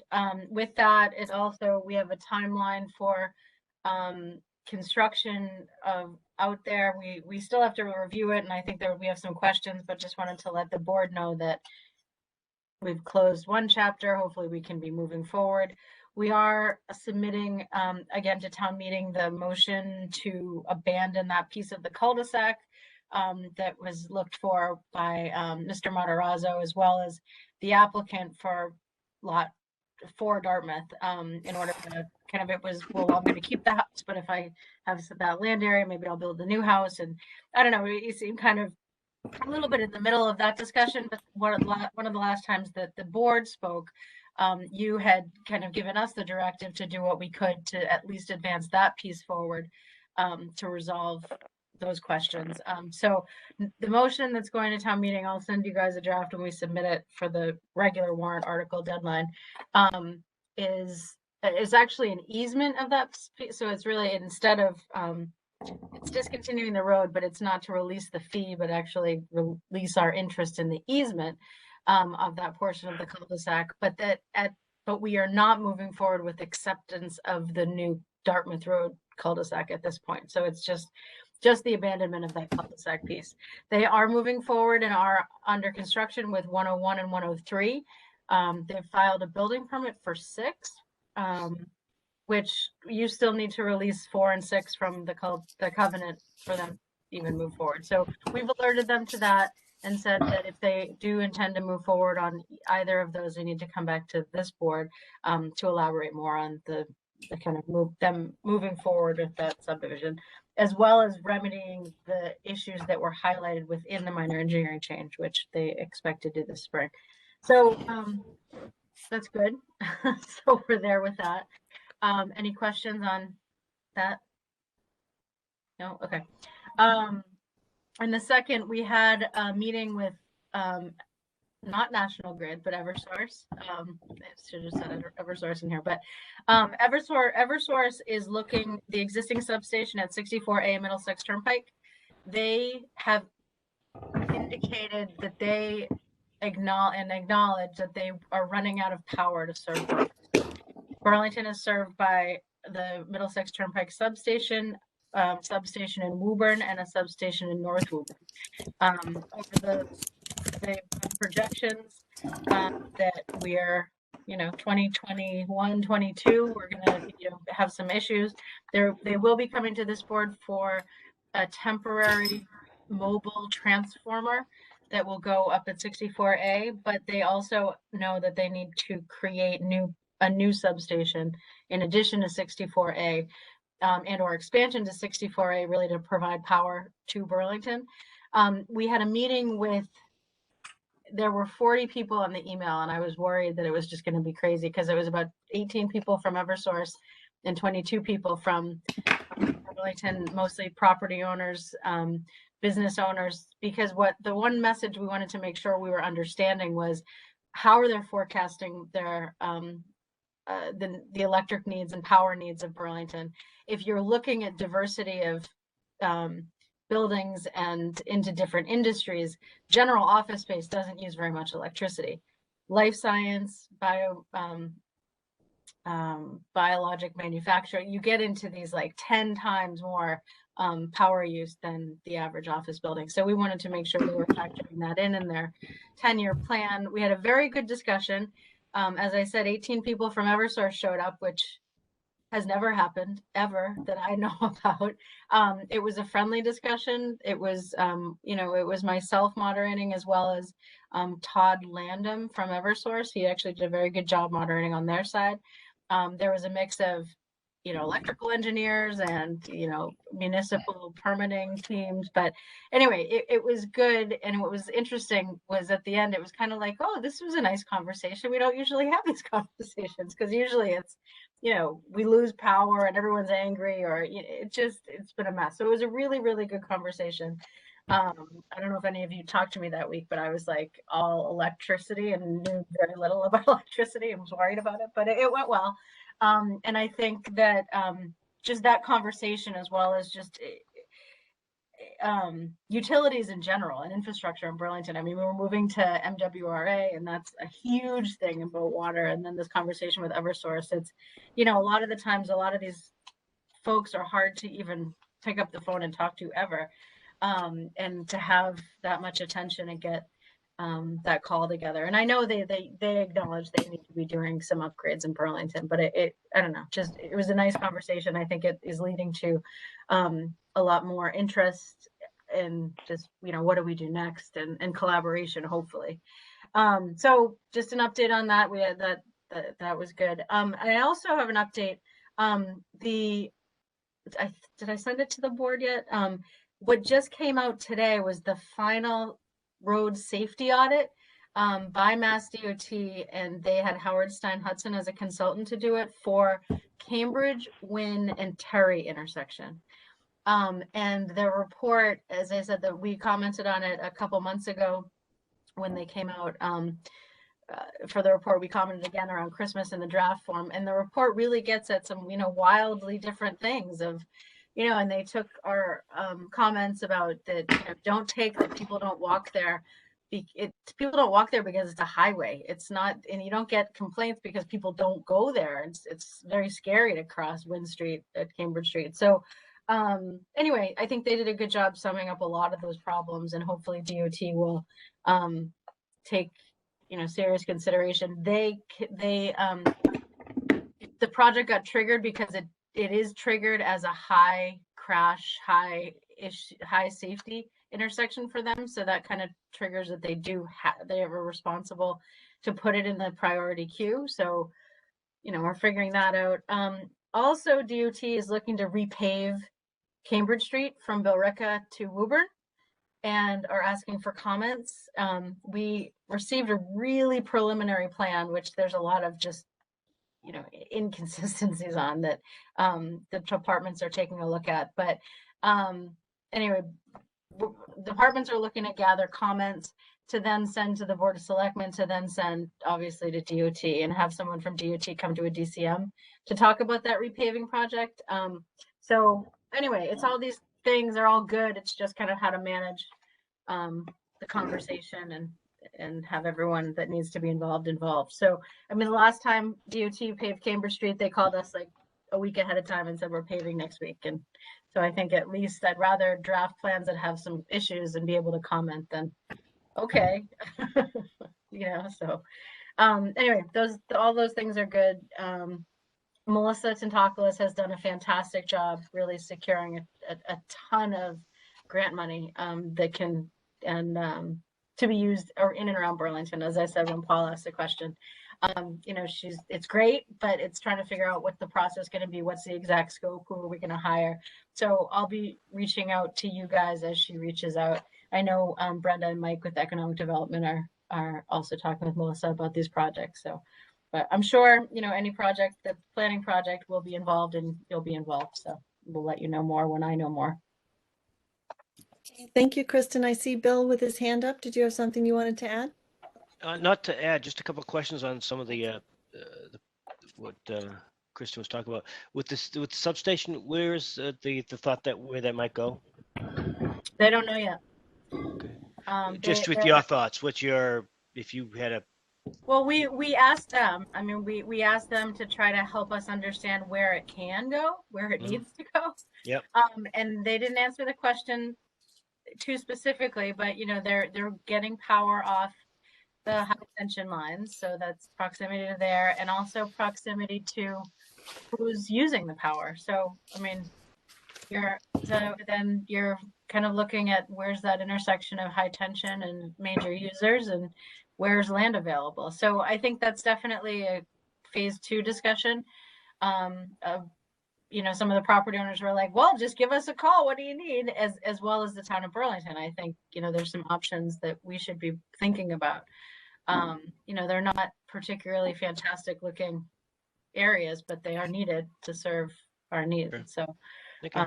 I'm not sure, but it's an open discussion. And it was, you know, as I said, this was really like a, you know, hello, welcome, and hopefully we'll still be talking. Yeah, if you think about it, might go where the state salt shed is, right? The power line's right behind there and it's right downtown. But it probably more the power needs to be over near Route 3 with all the Third Ave. Maybe there's 2. My second question is with regard to 3A repaving. Maybe from I don't know if it's on the master plan, but with Cambridge Street being 1 lane or 2 lane, I know Joe has had you know, discussions legally about what it is and can it be paved that way. Is there a way to kind of push the 1 lane because it is legally 1 lane striping at that point, or is the town thinking that it's just 1.5, or we can get So the some town sort is of not legislation? thinking it's 1.5. I know the departments are looking at it in terms of sections of Cambridge Street. Formalizing is always better than mystery. So just as we've pushed when we did Building 19 redevelopment to formalize the 2 lanes there, where we have the width, it should be 2 lanes. Where we don't, it should be clearly 1. So, and then even understanding where it should be 2, what's the plan to make it 2? If the width isn't there, is it, you know, how is that going to be addressed? And in a lot of places, it's, you know, a couple inches, but it's, you know, you need to address it. So that's part of our comments, especially going through the town center, to formalize from Bedford Street all the way up past, you know, the Burlington Medical Center and Obramo Pool. Like, you know, that should be formalized. It shouldn't be 2, then maybe 1.5, 1, 2, and it's just Right, but it's too I confusing. think we need to understand, I know when you make the statement that where it's wide enough, it should be 2, and the other areas it shouldn't be 2. I think we need to understand and need to really think that through. If we ever want to have a pedestrian friendly downtown and you make it 2, it'll never happen.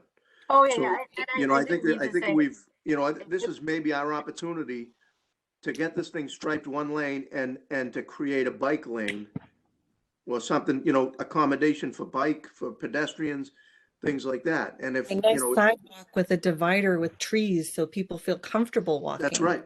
That's right. And this is our opportunity to do it. And I think that needs to be pressed. And you know, if we make it 2 lanes, you think coming out of these roads like Nelson Road, you can barely get out of there now. Try to cross 4 lanes of traffic trying to get out of that road. Yeah. Yeah, no, You know, those are really good points, and I It's didn't gonna mean be a to say highway. it should be It's 2. gonna be a highway. It needs to be. It can't be 1.5. Maybe, who knows? I mean, that's what it absolutely can't be. I think it should be clearly marked as 1 lane, and there may be turning lanes where it goes into 2 at intersections that are marked. But it is an opportunity for us to make this more walkable. And the fact of the matter is, a lot of that traffic, those aren't people that are stopping at our local businesses. They're on their way home to Billerica or Lowell. And if this goes down to 1 lane and it's a little bit slower for them, maybe they'll take Route 3, and that's fine with me. Right. And honestly, to be honest with you, I drive Cambridge Street at all times of the day because my office is there. I go between 2 offices and literally I'm on Cambridge Street all day long. If you go on Cambridge Street at 10 o'clock, 10:30 in the morning, you could stand there for 3 minutes before any car, you even see a car. So in other words, it's not like there's too much traffic to accommodate with one lane. It isn't. We're accommodating traffic, we're accommodating cut-throughs during rush hour. And like Barbara said, if we don't accommodate those rush hour cut-through people, they'll go on to Route 3 or they'll go on to Middlesex Turnpike. You know, we shouldn't be accommodating, you know, just morning and rush hour traffic. Yeah. When most of the day, we don't have any traffic on that road. And you know, people could be biking down there and walking down there and feeling comfortable. Instead, if you put 4 lanes, 2 lanes in each direction, forget about it. It's literally going to be Route 1. You're going to have cars doing 70 miles an hour down there. It's a benefit to all the businesses along there too, if we make it more right. walker and biker friendly. But anyway, okay. I'll send you the road safety audit. I think the intersection, it goes a lot of, it very much speaks to, I think, where you guys are headed. And I don't know, maybe do we do a subcommittee on that, you know, kind of, so we don't forget everything that we talked about here today and actually put that down on paper, perhaps for input to the selectmen? If you guys want to, I mean, I certainly can send you the draft plans they have, and you know, hopefully they don't just come and say we're going to be doing it next week. So, yeah, certainly, if any of you are interested in that Yep, thank you. conversation. It sounds like Bill and Joe are interested. You guys want to do that? I would do it. Yeah. Yeah, I mean, I thank would you. love to do it. Yep. Could you send the draft plans out to everybody, Kristen? Oh, yes. They're a Dropbox link. Yeah, that's I fine. can certainly That's send fine. them, Yep. but it's just, if I send the plans, they're gigantic. No. Just send So the just link, let me know if please. you have issues Okay. with the Dropbox link. So Bill and Joe are going to be our subcommittee, and if you two can communicate back to the rest of the board, I know everyone's very interested in this. Thank you. Yeah. Thank you, Madam Chair. Just Barbara, for quick information, at the previous master plan, Ernie and I were on that, and I would say 50% of the time was spent on Cambridge Street. We had meeting after meeting. It was 3, 2, 1, and so forth. I think one thing you have to find out about, though, I know at one time it was said that the state considered that an important commuter lane for the people coming from Billerica and those areas up through Burlington and to 95. So we're talking about bike lanes and so forth. They probably wanted 4 lanes all the way from Lowell to 95. So a lot of that conversation, Paul, if I can add, took place before the expansion of 3A. If you remember, what we said in some of those meetings was, let's wait and see what happens when they expand 3A. Maybe we'll get some traffic off of Cambridge Street.